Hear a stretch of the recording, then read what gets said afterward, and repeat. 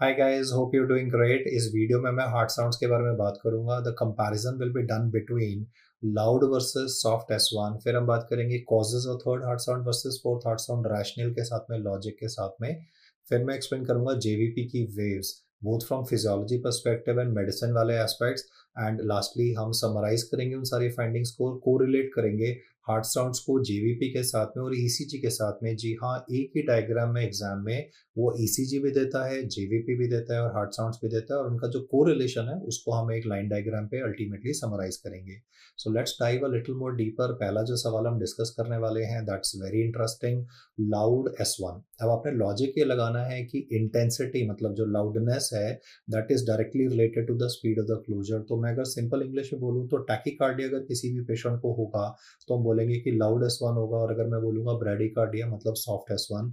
लेकिन एग्जाम में वो टैकीकार्डिया नहीं लिखेगा, वो एक ECG का लॉ एक्सप्लॉइट करेगा, विच इज की जो PR इंटरवल होता है, आप जानते हैं नॉर्मल PR इंटरवल की ड्यूरेशन होती है 120 से 200 मिलीसेकंड। तो वो जो PR इंटरवल होता है उसका इनवर्स रिलेशन होता है हार्ट रेट के साथ में। एंड देयरफॉर यहाँ पर जो मैं सबसे पहली कंडीशन इंट्रोड्यूस करूंगा एग्जाम परस्पेक्टिव से, that was MCQ the previous years.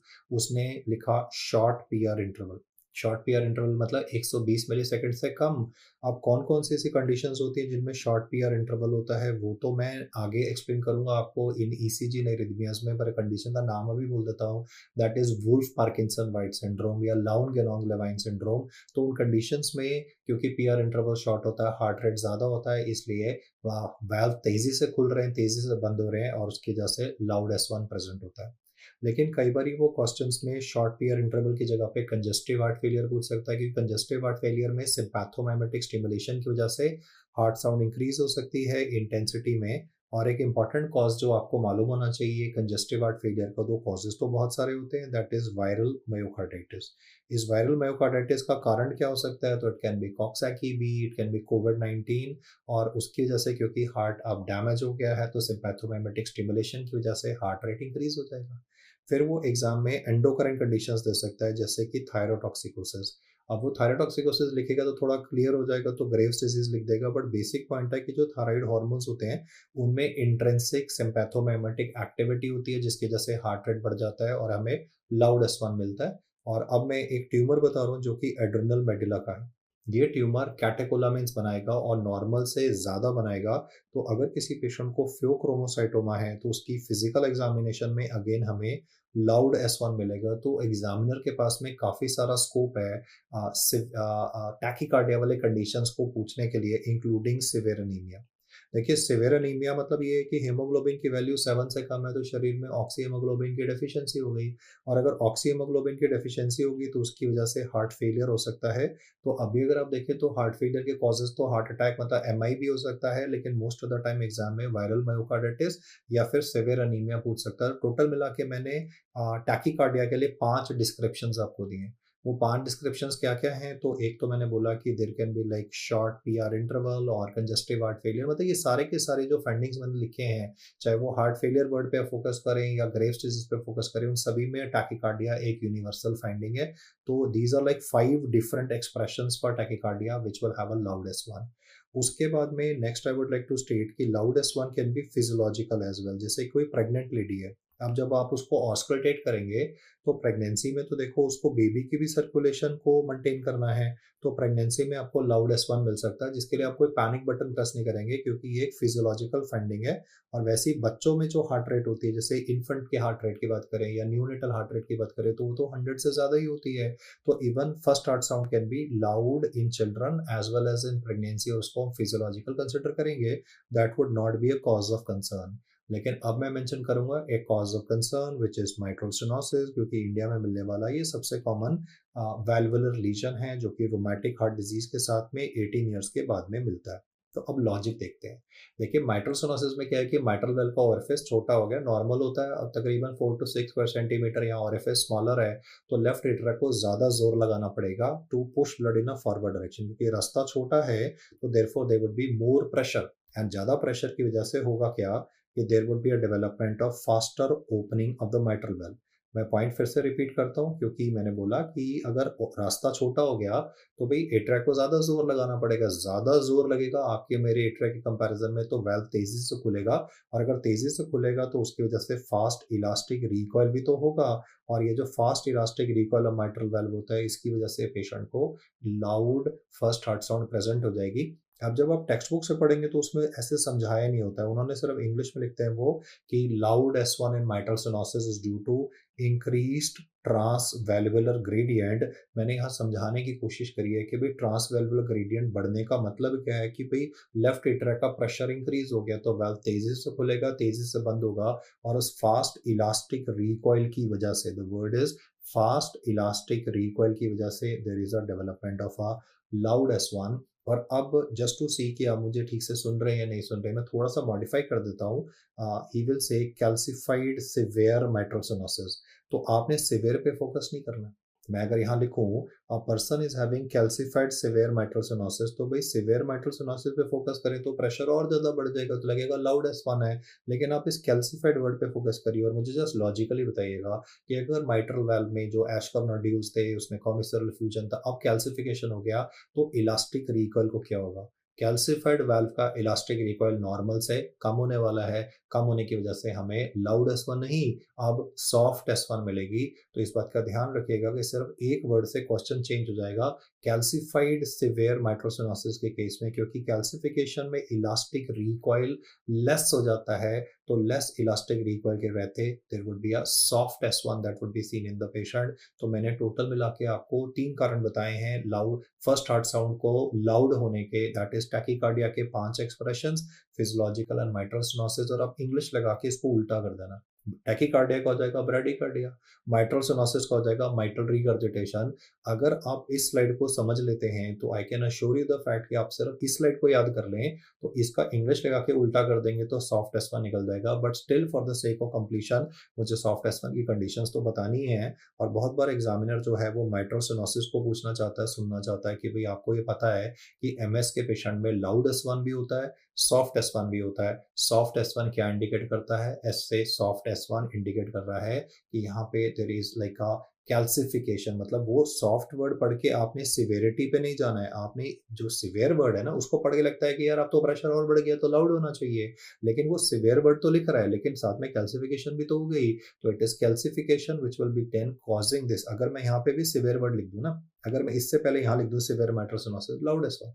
Plane mitral stenosis में भी अगर माइल्ड है, मॉडरेट है, सिवियर है, प्लीज बी क्लियर, माइल्ड है, मॉडरेट है, सिवियर है, लाउड S1। इनमें अगर फ्यूचर में कैल्सिफिकेशन हो गया तो सॉफ्ट S1। सो कैल्सिफिकेशन वो वन वर्ड है जो क्वेश्चन का पूरा, जिसे कहते हैं ना, जज्बात बदल दिए, हालात बदल दिए वाली बात। And now I will introduce a line diagram before you once again for mitral stenosis. तो भाई क्यों मैंने किया उसका मैं रीजन आपको समझाता हूँ।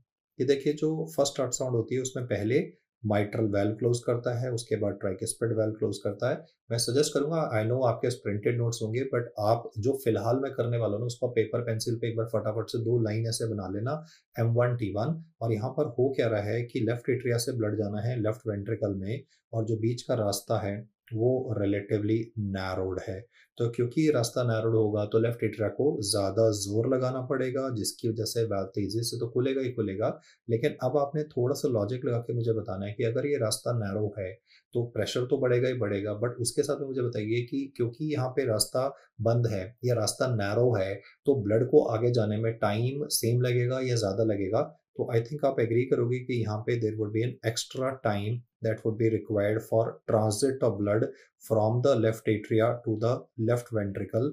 और अगर टाइम ज़्यादा लगेगा तो माइट्रल वेल्व देर से बंद होगा। मैं रिपीट कर रहा हूँ, जो वेल्वुलर लीजन यहाँ दिखाई दे रहा है माइट्रल स्टेनोसिस, इसका मतलब है कि जो ओरिफिस का साइज है वो कम होना शुरू हो गया। नॉर्मल तो 4 to 6 सेंटीमीटर होता है, 4 से कम हो गया 3 हो गया, 2 हो गया, 1.5 जिसको हम सिवियर बोलते हैं। तो अगर ये कम हो गया तो टाइम ज़्यादा लगेगा, और टाइम ज़्यादा लगेगा तो माइट्रल वेल्व ज़्यादा देर से बंद होगा। तो मैं इसको थोड़ा राइट में शिफ्ट कर रहा हूँ ये कहने के लिए कि अब जो माइट्रल वेल्व और ट्राइकिस्पिड वेल्व के बीच का जो क्लोजर का गैप था वो पहले से कम हो गया। इनफैक्ट क्योंकि मैंने इसको राइट में शिफ्ट किया तो आप इसको कंपैरिजन मोड में देखिएगा, पहले तो ग्रीन पे फोकस करते हैं, this was the original gap. और अभी क्योंकि मैंने इसको राइट में शिफ्ट कर दिया तो अब जो गैप था वो दोनों के बीच का जो गैप है वो पहले से कम हो गया। तो क्योंकि गैप कम हो गया तो हम उसको बोलेंगे narrow split first heart sound in a patient. So सबसे पहले तो आपको ये तो ध्यान रखना ही रखना है कि माइट्रल स्टेनोसिस के पेशेंट में लाउड S1 और सॉफ्ट S1 होती है, वो तो मेडिकल कॉलेज में भी अच्छे से एम्फोसाइज करते हैं, लेकिन कॉम्पिटिशन में वो उसके बियॉन्ड चला जाएगा और वो ये सुनना चाहता है कि आपको पता है कि माइट्रल स्टेनोसिस के पेशेंट में क्योंकि टाइम ज़्यादा लगने वाला है, तो माइट्रल देर से बंद होगा और देर से बंद होगा और देर से बंद होगा। इनफैक्ट वो इतनी देर से बंद हो सकता है कि ऐसा भी हो जाए कि माइट्रल और ट्राइकिस्पिड वाल्व दोनों एक साथ बंद होने शुरू हो जाए। मैं एम्फसाइज फिर से करना चाहूंगा कि भाई नॉर्मली तो मैंने बोला था कि जो माइट्रल वाल्व है वो पहले बंद होता है फिर ट्राइकिस्पिड वाल्व बंद होता है, लेकिन आपने यहाँ पे नोटिस किया कि पहले के कंपैरिजन में अगर आप नोटिस करें तो मैंने लाइन को जो डॉटेड वाली लाइन थी उसको राइट में शिफ्ट कर दिया क्योंकि देर से बंद हुआ। तो जो गैप था वो पहले से ग्रीन लाइन के कंपैरिजन में रेड को देखिए तो वो गैप रिलेटिवली कम हो गया। तो therefore I said narrow S1। और अभी फिर मैंने बोला कि भाई देयर इज आल्सो पॉसिबिलिटी कि माइट्रल और ट्राइकिस्पिड वाल्व दोनों एक साथ बंद होने शुरू हो जाए। माइट्रल देर से बंद हो रहा है और देर से और देर से और देर से, और अगर दोनों एक साथ बंद होते हैं तो उसके लिए जो टेक्निकल वर्ड यूज होगा उसको हम बोल देंगे सिंगल S1।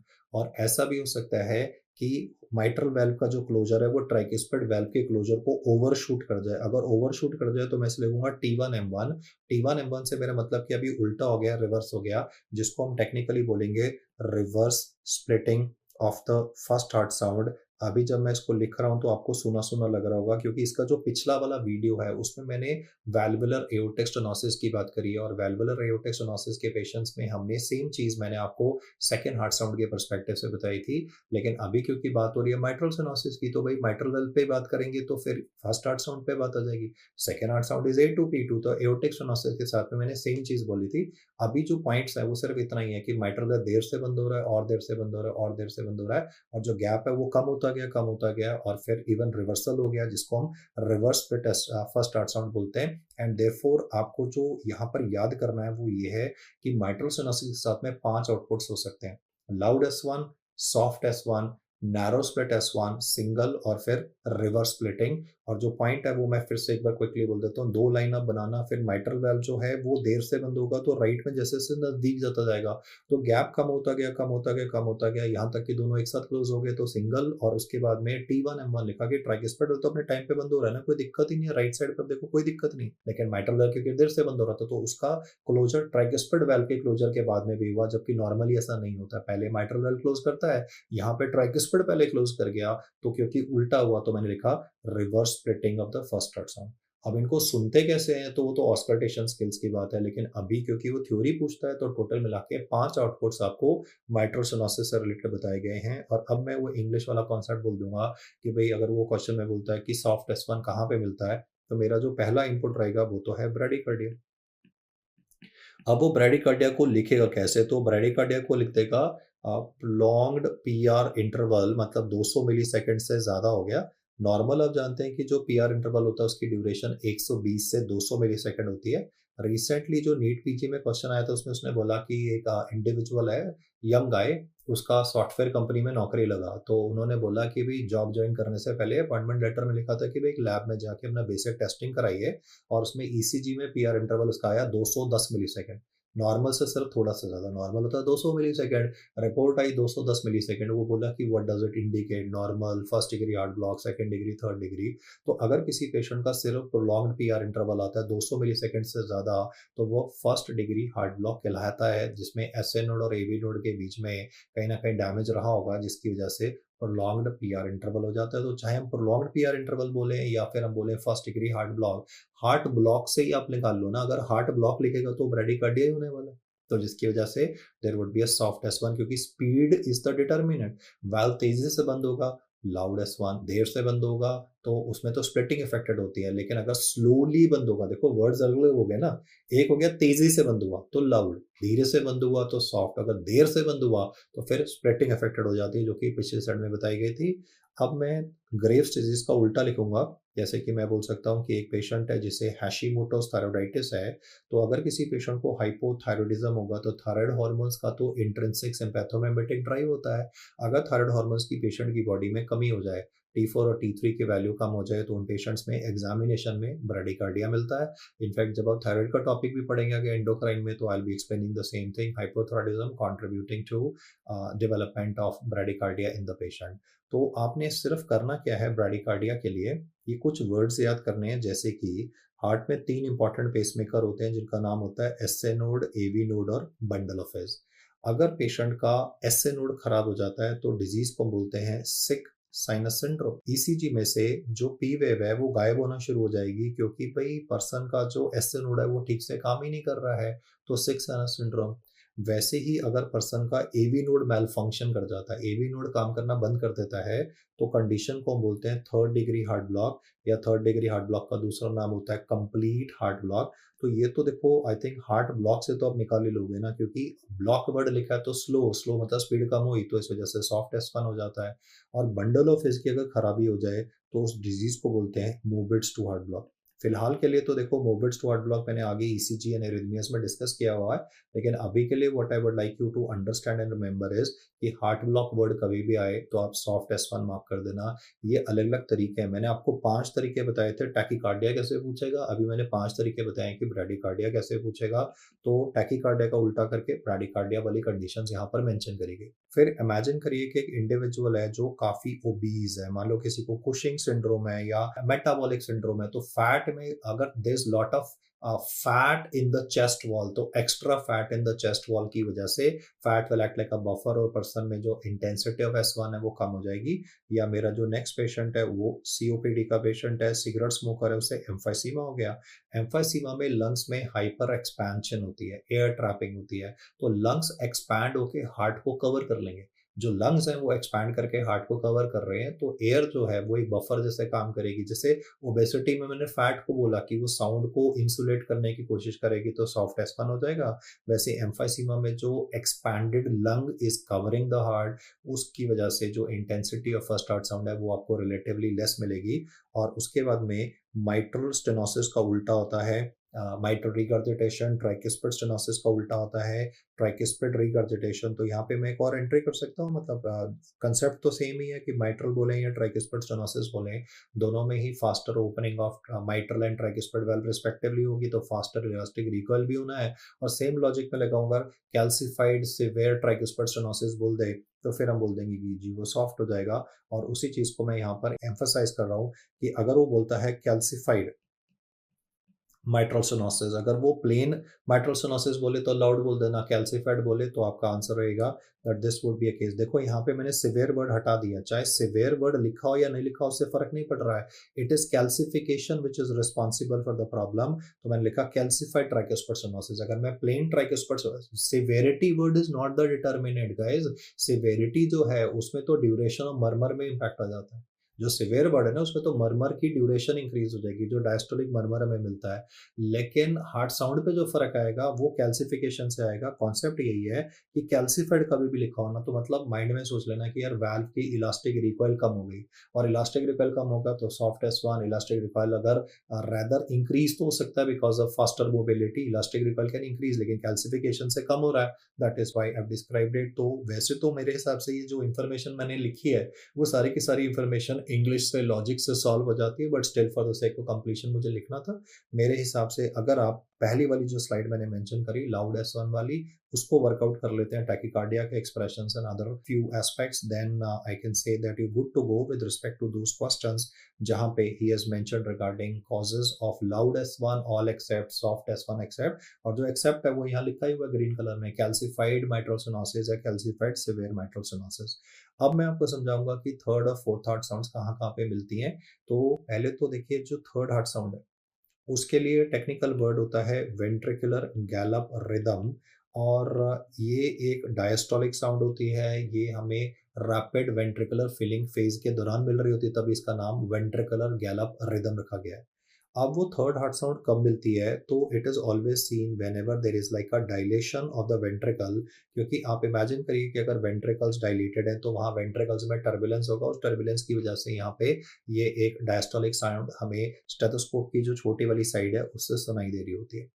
इसके कंपैरिजन में अगर हम फोर्थ हार्ट साउंड की बात करें तो fourth heart sound was drawn in the earlier videos with respect to just before S1, इसको प्री सिस्टोलिक हार्ट साउंड हम बोल रहे थे, इसे हम एट्रियल गैलप रिदम बोल रहे थे। आपने लॉजिक क्या लगाना है कि जो फोर्थ हार्ट साउंड होती है वो तब मिलती है जब पर्सन को outflow, mind my words there, inflow नहीं बोला, माइट्रल एंड ट्राइक्यूस्पिड स्टेनोसिस ने outflow tract obstruction. Outflow tract obstruction से मेरा मतलब है कि पर्सन को वैल्वुलर एओर्टिक स्टेनोसिस है, पल्मोनिक स्टेनोसिस है। अगर किसी पर्सन को आउटफ्लो ट्रैक्ट ऑब्स्ट्रक्शन प्रेजेंट है, अगर किसी पर्सन को आउटफ्लो ट्रैक्ट ऑब्स्ट्रक्शन प्रेजेंट है, जैसे कि वैल्वुलर एओर्टिक स्टेनोसिस है, तो लेफ्ट वेंट्रिकल की हाइपरट्रॉफी हो जाएगी। अगर लेफ्ट वेंट्रिकल की हाइपरट्रॉफी हो जाएगी तो लेफ्ट एट्रिया की भी हाइपरट्रॉफी हो जाएगी, ताकि लेफ्ट एट्रिया ज्यादा जोर लगाए। Because see, sending blood into the systemic circuit सिर्फ लेफ्ट वेंट्रिकल की जिम्मेदारी नहीं है ना, एट्रिया भी तो ब्लड वेंट्रिकल्स में भेजता है। अगर वेंट्रिकल्स में हाइपरट्रॉफी हो जाए तो वेंट्रिकल्स में इंडास्ट्रियलिक प्रेशर बढ़ जाएगा। उसके जैसे एट्रिया को वेंट्रिकल्स में ब्लड भेजने के लिए ज्यादा जोर लगाना पड़ेगा, और जब एट्रिया ज्यादा जोर लगाता है तो वो जनरेट करता है एट्रियल किक, और उस एट्रियल किक को ही हम फोर्थ हार्ट साउंड के नाम से जानते हैं। तो हमने यहाँ पे करना क्या है कि एक टेबल बनाना है जहाँ पे हम प्रैक्टिस करेंगे कि पर्सन को थर्ड हार्ट साउंड होगी या पर्सन को फोर्थ हार्ट साउंड होगी। और ऐसा पॉसिबल है कि मैं जानबूझ के गलत भी लिख दूं। सो आप अभी प्रिंटेड नोट्स पे फोकस नहीं करना, आप सिर्फ स्क्रीन पे देखना and just follow the logic and rational that explain to you. मान लीजिए एक पर्सन है जिससे वैल्वुलर एओर्टिक स्टेनोसिस है, तो क्योंकि रास्ता बंद है आगे का एओर्टिक स्टेनोसिस का, तो there would be a concentric left ventricular hypertrophy. और अगर लेफ्ट वेंट्रिकल की हाइपरट्रॉफी होगी तो फिर लेफ्ट एट्रिया की भी हाइपरट्रॉफी हो जाएगी, तो फोर्थ हार्ट साउंड आ जाएगी, क्योंकि मैंने आउटफ्लो ट्रैक्ट ऑब्स्ट्रक्शन बोला था।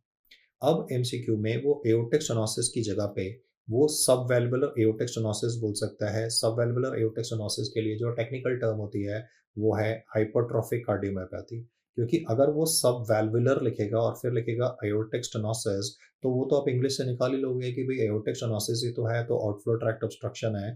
तो चाहे वो वैल्व के लेवल पे ऑब्स्ट्रक्शन हो या वैल्व से जस्ट पहले जो हाइपरट्रॉफिड मसल है उसके लेवल पे ऑब्स्ट्रक्शन हो, द पॉइंट इज कि आउटफ्लो ट्रैक्ट ऑब्स्ट्रक्शन, चाहे हाइपरट्रॉफिक कार्डियोमायोपैथी की ऑब्स्ट्रक्शन हो just below the level of the valve या वैल्व के लेवल पे, both would contribute to a development of fourth heart sound. अब नेक्स्ट जो पॉइंट है उसको आप लॉजिकली वर्कआउट करना। आप ऐसे नहीं सोचना कि मैं सही लिख रहा हूँ, प्रिंटेड नोट पे अभी मत फोकस करना।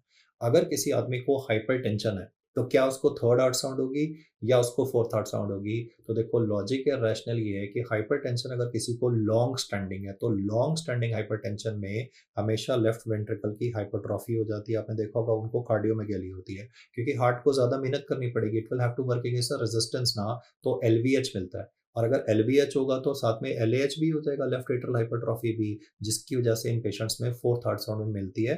लेकिन अगर किसी को लॉन्ग स्टैंडिंग हाइपरटेंशन नहीं है, जैसे एक्लैम्सिया की एक लेडी है उसे हाइपरटेंसिव क्राइसिस हुआ, तो हाइपरटेंसिव क्राइसिस में जब बीपी एकदम से शूट करता है, एकदम से शूट अप करता है, तो पर्सन को डेवलप होता है लेफ्ट वेंट्रिकुलर फेलियर। और फेलियर मतलब वेंट्रिकल डायलेट कर जाएगा, तब आपको थर्ड हार्ट साउंड मिलेगी।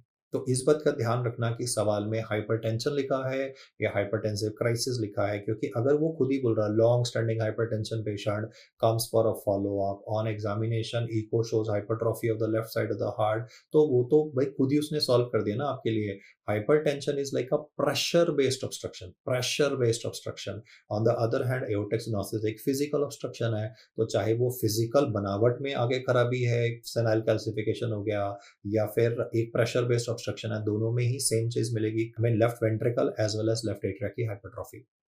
अब क्वेश्चंस में वो क्या कर सकता है यहाँ पे कि वो लेफ्ट की जगह पे राइट को मेंशन कर देगा, that is gonna B pulmonic stenosis, या फिर लिख देगा पल्मरी आर्टरी हाइपरटेंशन। तो लॉजिक तो सेम ही है ना भाई, पल्मोनिक स्टेनोसिस में भी आउटफ्लो ऑब्स्ट्रक्शन हुआ, पल्मरी आर्टरी हाइपरटेंशन में राइट साइड का I would say pressure based obstruction है। तो जो मैंने ग्रीन से लिखा उसके लिए टेक्निकल वर्ड होगा right sided fourth heart sound, और जो मैंने अभी ब्लू कलर से लिखा उसके लिए टेक्निकल वर्ड हो जाएगा left sided fourth heart sound. लेकिन अल्टीमेट समरी सिर्फ ये है कि फोर्थ हार्ट साउंड के मैंने आपको यहाँ पे टोटल 3 2 5 5 कॉज बताए हैं, जिनको मैंने आर्टिफिशियली डिवाइड कर दिया left sided versus right sided पे।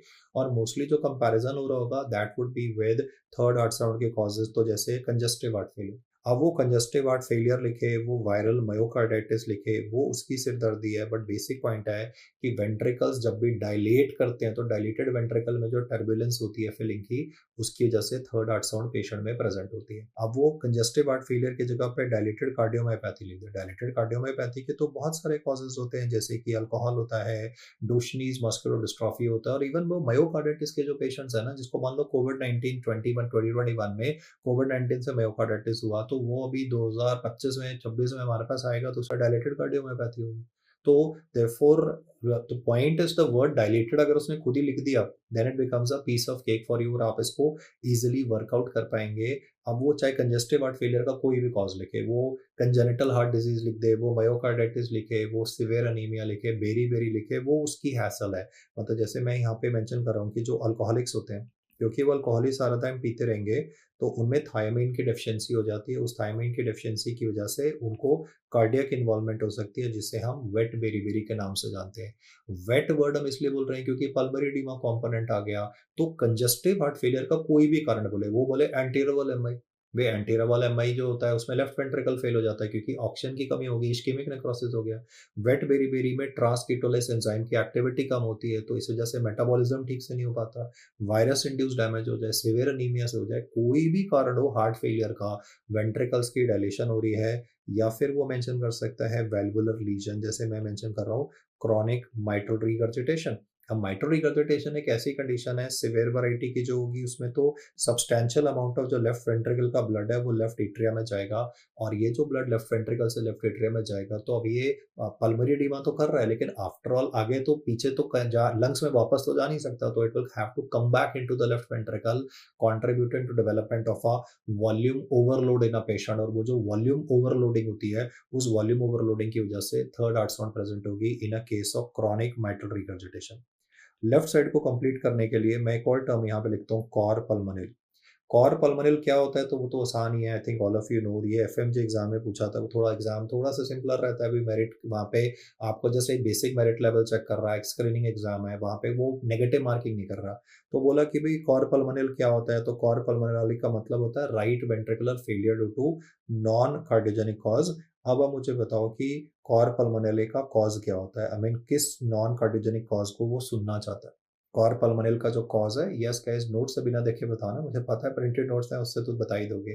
तो कॉर पल्मोनल का जो इंपॉर्टेंट कॉज है, जो नॉन कार्डियोजेनिक कॉज है, वो है सिगरेट स्मोकिंग से होने वाला सीओपीडी, क्योंकि सीओपीडी से लंग्स में डैमेज होगा तो हाइपोक्सिया होगा।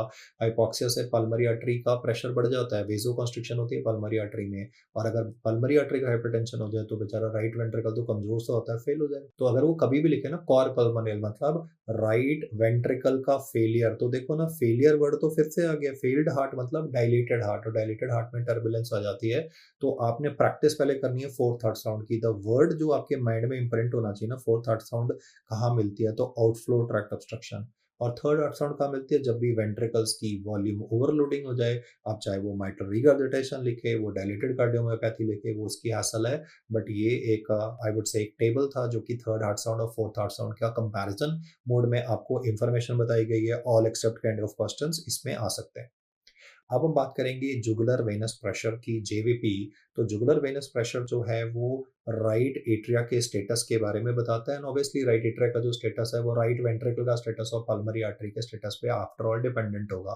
तो अब जो ये जुगुलर वेनस प्रेशर है जो राइट एट्रियल स्टेटस बताता है, इसको हम चेक कहाँ पे करते हैं, तो हमारा जो आंसर रहेगा that would B internal jugular when. लेकिन अगर कोई इंडिविजुअल बहुत ओबीज है, चब्बी है, lot of fat in the neck area है, तो हो सकता है ना कि इंटरनल जुगुलर वेन की सरफेस मार्किंग्स इतनी ऑब्वियस ना हो, तो हम इंटरनल जुगुलर वेन की जगह पे एक्सटर्नल जुगुलर वेन को भी यूज कर सकते हैं। सो मैसेज है कि jugular venous pressure can be checked in internal jugular vein preferably. If it's not available due to anatomical reasons, then like person having a lot of fat in the neck area, then external jugular vein can also be used. The normal pressure of the JVP is about 5 to 8 centimeters of water. इसको कहाँ से calculate करते हैं, तो clavicle से नहीं करते, it is calculated from angle of Louis, that is the manubriosternal angle. तो हम दो स्केल्स यूज करेंगे, एक हॉरिजॉन्टल और एक वर्टिकल, और हम एंगल ऑफ लुई से देखेंगे कि इसमें कितना एलिवेशन प्रेजेंट है। So the message is JVP is not calculated from the clavicle but is actually calculated from the second intercostal space manubriosternal angle, that's called as angle of Louis. Normally जब भी हम गहरी लंबी सांस लेते हैं, तो जब भी गहरी लंबी सांस लेते हैं तो चेस्ट में प्रेशर नेगेटिव हो जाता है और जेवीपी हमेशा फॉल करता है। हमारा जेवीपी का कॉलम गहरी लंबी सांस लेंगे तो ये कॉलम नीचे की तरफ फॉल करता है, लेकिन अगर ये उल्टा राइज करना शुरू कर दे तो एबनॉर्मल कहा जाता है, उसको हम पैराडॉक्सिकल बोलेंगे, and this is what is referred as Kussmaul sign. तो मैसेज यहाँ पर यही है कि भाई अगर आप पढ़ते हैं कुछ स्मॉल ब्रीदिंग तो वो तो डायबिटिक कीटोएसिडोसिस में होता है, लेकिन अगर आप कभी भी पढ़ते हैं कुछ स्मॉल साइन तो कुछ small sign is a feature जो हमारे को मिलता है एबनॉर्मल, बिकॉज यहाँ पर हार्ट में दिक्कत है। अब वो दिक्कत क्या है उसको प्रैक्टिस करना है, तो कुछ स्मॉल साइन के लिए निमोनिक होता है, COP restricts right side of the heart. तो कॉप के लिए आपने याद करना है CO मतलब कॉन्स्ट्रक्टिव, और पी से हो जाएगा पेरिकार्डिटिस। तो कुछ स्मॉल साइन में कॉप में आपने पढ़ना है कॉन्स्ट्रक्टिव पेरिकार्डिटिस। अब ये जो डिजीज होता है कॉन्स्ट्रक्टिव पेरिकार्डिटिस, ये होता क्या है, तो ये ट्यूबरकुलर पेरिकार्डिटिस का जो पेशेंट है, ट्यूबरकुलर पेरिकार्डिटिस को मैंने ATT खिलाया, 6 महीने दवाई खिलाई, लेकिन जो TB एक ऐसी बीमारी है कि जब भी आप उसको इलाज करोगे ना तो वो पीछे कैल्सिफिकेशन छोड़ जाती है। और आप सोचो हार्ट के आसपास कैल्सिफिकेशन होगी तो वो हार्ट को एनकेस कर लेगा, लिमिट कर लेगा। So it's like a shell, जैसे अंडे का एग का शेल होता है, ऐसे एक शेल है जो कि हार्ट के आसपास प्रेजेंट है। तो constrictive pericarditis is like a calcification outside the heart, जिसकी वजह से आपको, क्योंकि compliance of the heart relatively less हो जाती है, कंप्लायंस मतलब ability of the heart to relax relatively कम हो जाती है, इसलिए आपको JVP इन पेशेंट्स का हमेशा एलिवेटेड और इंस्पिरेशन मिलेगा। देखिए आप और मैं में क्या होता है, जब हम गहरी लंबी सांस लेते हैं तो जो ब्लड है जुगुलर वेन का वो खिंच जाता है हार्ट की तरफ, और आपका मेरा हार्ट तो कंप्लायंट है, तो हमारा हार्ट डायलेट कर जाएगा, रिलैक्स कर जाएगा, और जुगुलर वेन से जो ब्लड नीचे की तरफ गया वो उसको अकोमोडेट कर लेगा। लेकिन अगर कंप्लायंस कम हो गई ड्यू टू कैल्सिफिकेशन तो फिर तो जगह ही नहीं है, और जगह नहीं है तो इस वजह से कॉलम आपको रेदर गिरने की जगह पे उल्टा राइज मिलेगा। तो दैट इज कॉन्स्ट्रक्टिव पेरिकार्डिटिस। फिर पुलिस वालों का तो काम ही होता है रिस्ट्रिक्ट करना, तो रिस्ट्रिक्ट करने से जो बीमारी होगी उसका नाम है रिस्ट्रिक्टिव कार्डियोमायोपैथी। जो पाकिस्तानी जनरल थे ना, जनरल परवेज मुशर्रफ, जिन्होंने Kargil war, the guy responsible for Kargil war, he died because of restrictive cardiomyopathy.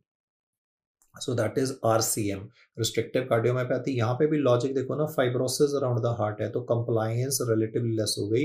मैंने बोला आपका मेरा हार्ट रिलैक्स कर सकता है, डायलेट कर सकता है, एक्स्ट्रा वॉल्यूम ऑफ ब्लड को अकोमोडेट कर सकता है, जो कि डीप इंस्पिरेशन पे आती है, लेकिन यहाँ पर हार्ट में अकोमोडेट करने की क्षमता नहीं है, कंप्लायंस कम हो गई ड्यू टू इधर COP, that is constrictive CO, constrictive pericarditis, or due to restrictive cardiomyopathy, and COP is restricting the right heart। तो जो अगला R है वो आपने याद करना है for right sided congestive heart failure. यहाँ तो देखो फेलियर वर्ड है तो वैसे ही हार्ट की कंप्लायंस लेस होगी, तभी तो बोल रहे हैं कि भाई हार्ट फेल कर गया।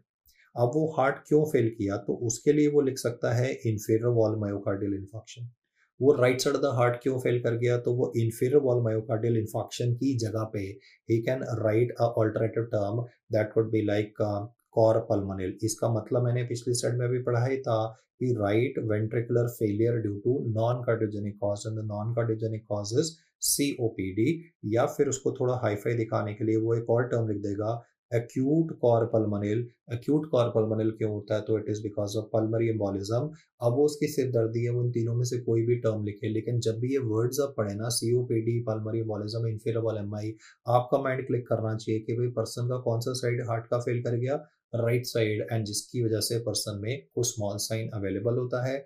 वैसे भी जनरली स्पीकिंग एक जो स्टेटमेंट आपको याद रखनी है वो यही है कि JVP is always elevated in all cases of right sided congestive heart failure. मतलब जब भी हम पढ़ते हैं राइट साइडेड हार्ट फेलियर तो उसमें जब भी लेफ्ट साइडेड हार्ट फेलियर होता है तो पल्मोनरी एडीमा, और राइट साइडेड हार्ट फेलियर आप कभी भी पढ़ेंगे तो right sided congestive heart failure would be like elevated JVP, क्योंकि अगर राइट वेंट्रिकल फेल करेगा तो राइट एट्रिया में प्रेशर बढ़ेगा, और राइट एट्रिया कनेक्टेड होता है जुगुलर वेन के साथ में, तो that is why the jugular venous pressure would be elevated. जब भी आपने JVP को चेक करना है तो person should be in a semi reclining position, जैसे हॉस्पिटल बेड में the person would be made to sit in the hospital bed at an angle of about 45 degrees, and then you will shine a torch on the neck of the person and you will be able to evaluate, you will shine a torch at the base of the neck, and with this you will then be in a position to see for the pulsations of the JVP।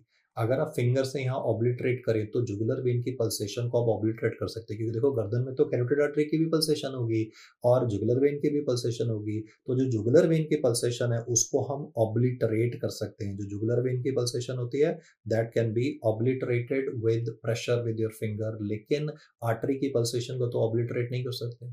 और normally जैसे waves होती है ना, एक positive waves होती है, negative waves होती है, तो नॉर्मल आदमी की JVP में पॉजिटिव वेव नहीं दिखती। पॉजिटिव वेव तो ए वेव है ना, जैसे कि वो एट्रियल सिस्टोल से होती है, उसमें ताकत नहीं है।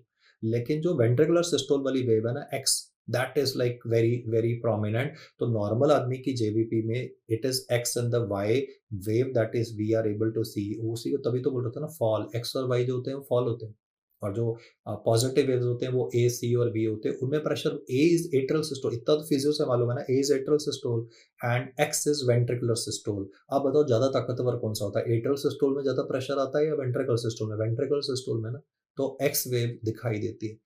आपने राइज एंड फॉल के चक्कर में नहीं पड़ना, अभी पहले ये बताओ कि किस में प्रेशर ज्यादा होता है, एट्रल सिस्टोल में ज्यादा होता है, वेंट्रिकल सिस्टोल में, वेंट्रिकल सिस्टोल में ज्यादा होता है। वेंट्रिकुलर सिस्टोल कॉरस्पॉन्ड करती है एक्स डिसेंड के साथ में, और एक्स एक्चुअली में फॉल है। तो नॉर्मल आदमी की जेवीपी में फॉल दिखाई देता है, उस फॉल में क्या दिख रहा होता है, एक्स और वाई डिसेंट। बट अगर एबनॉर्मलिटी है और राइज आ रहा है तो उसको हम बोलेंगे स्मॉल साइन, जिसके लिए निमोनिक बताया गया, COP restricts the right heart of the patient. तो कॉप में कॉन्स्ट्रक्टिव पेरिकार्डिटिस था, फिर उसके बाद में रिस्ट्रिक्ट से रिस्ट्रिक्टिव कार्डियोमायोपैथी था, और फिर राइट हार्ट फेलियर के अलग अलग कॉजेज बताए गए। और यहाँ पर मैं अब मेंशन करना चाहूंगा, ये एक ऑल एक्सेप्ट एमसीक्यू था एग्जाम में, को small sign is seen in all except. जो चौथी ऑप्शन थी that would obviously be the answer, क्योंकि तीन तो हो ही गए, and the fourth option was cardiac tamponade. तो कार्डियक टैम्पोनार्ड इस निमोनिक में फिट नहीं होता है। And what I would like you to add to this discussion is this word, क्योंकि ऐसा आप और कहीं पढ़ेंगे नहीं, that is non pulsatile. JVP हमेशा पल्सटाइल होता है। इन कार्डियो की जितनी भी कंडीशंस है ना, कार्डियोलॉजी की सारी कंडीशंस में आपको हमेशा एलिवेटेड जेवीपी मिलता है। लेकिन अगर वो बोलता है non pulsatile in all cardiology conditions guys, there is always gonna be like a pulsatile elevated JVP. लेकिन अगर आप कभी भी वर्ड पढ़ते हैं ना, non pulsatile elevated JVP, non pulsatile elevated JVP, तो ये खुद में ही एक इंपॉर्टेंट एमसीक्यू है।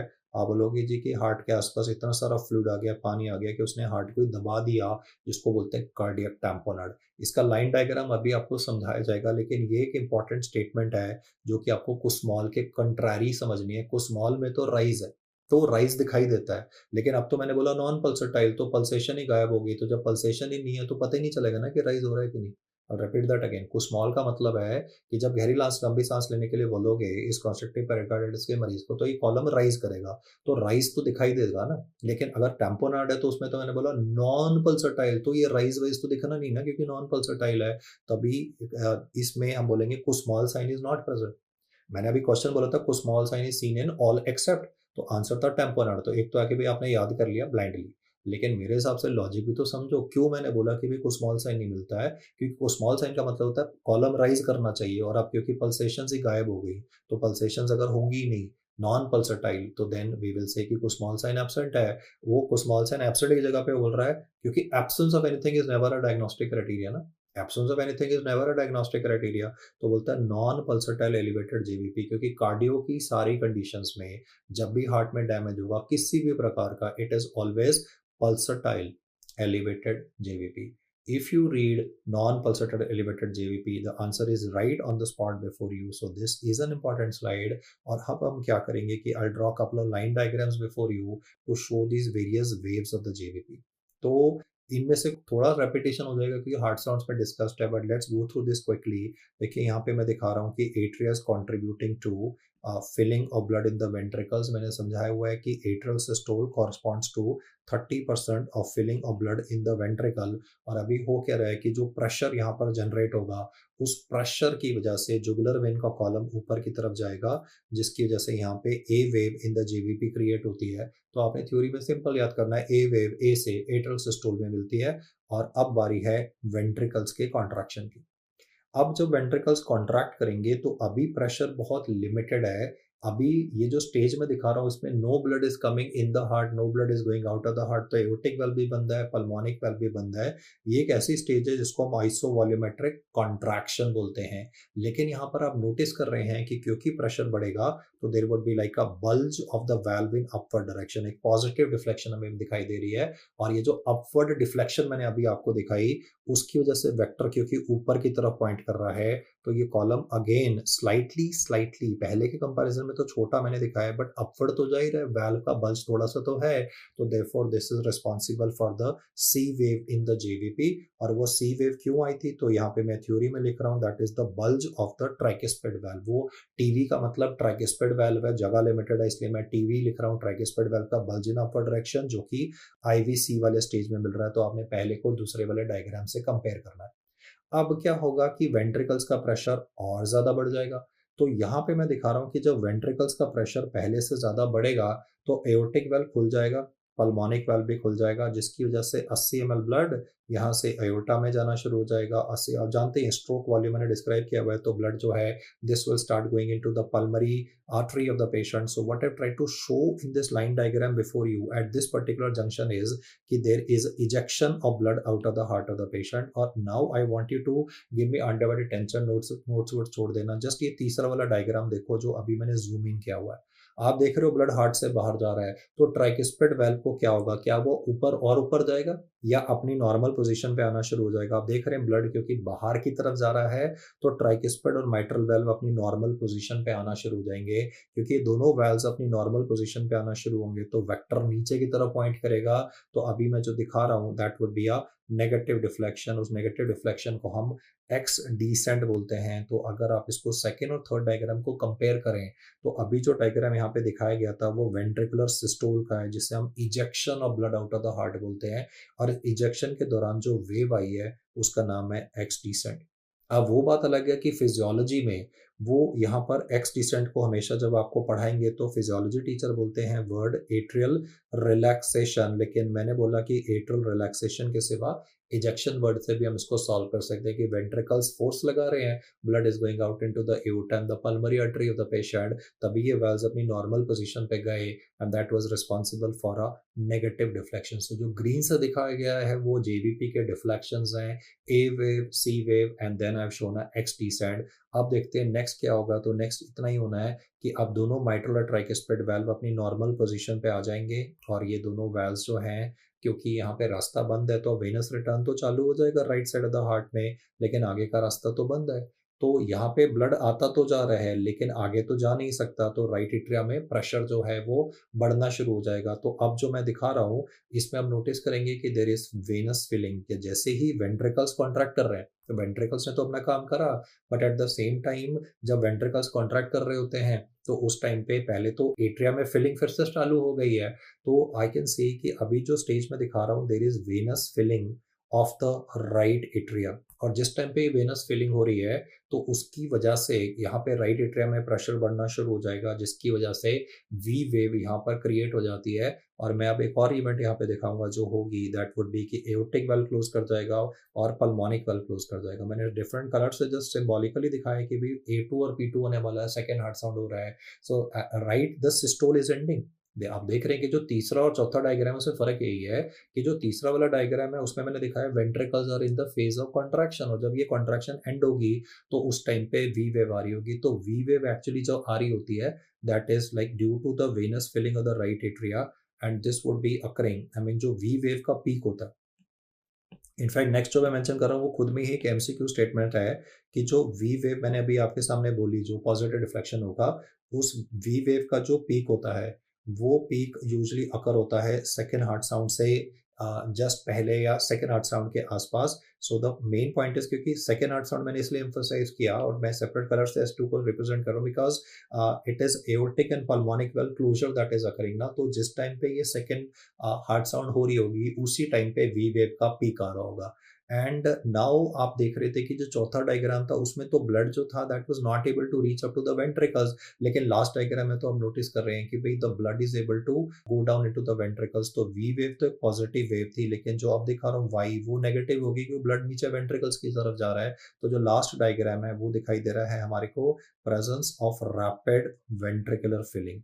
जब ये रैपिड वेंट्रिकुलर फिलिंग होती है तो इस रैपिड वेंट्रिकुलर फिलिंग के लिए मैंने बोला there would be a Y descent that would be present in the JVP of this person and therefore ये जो 5 लाइन डायग्राम्स हैं ये जेवीपी के अलग अलग वेव्स को दर्शाते हैं, that is A C V positive wave X and Y And let's do a quick recap with respect to these waves so that we can remember them on a long term basis.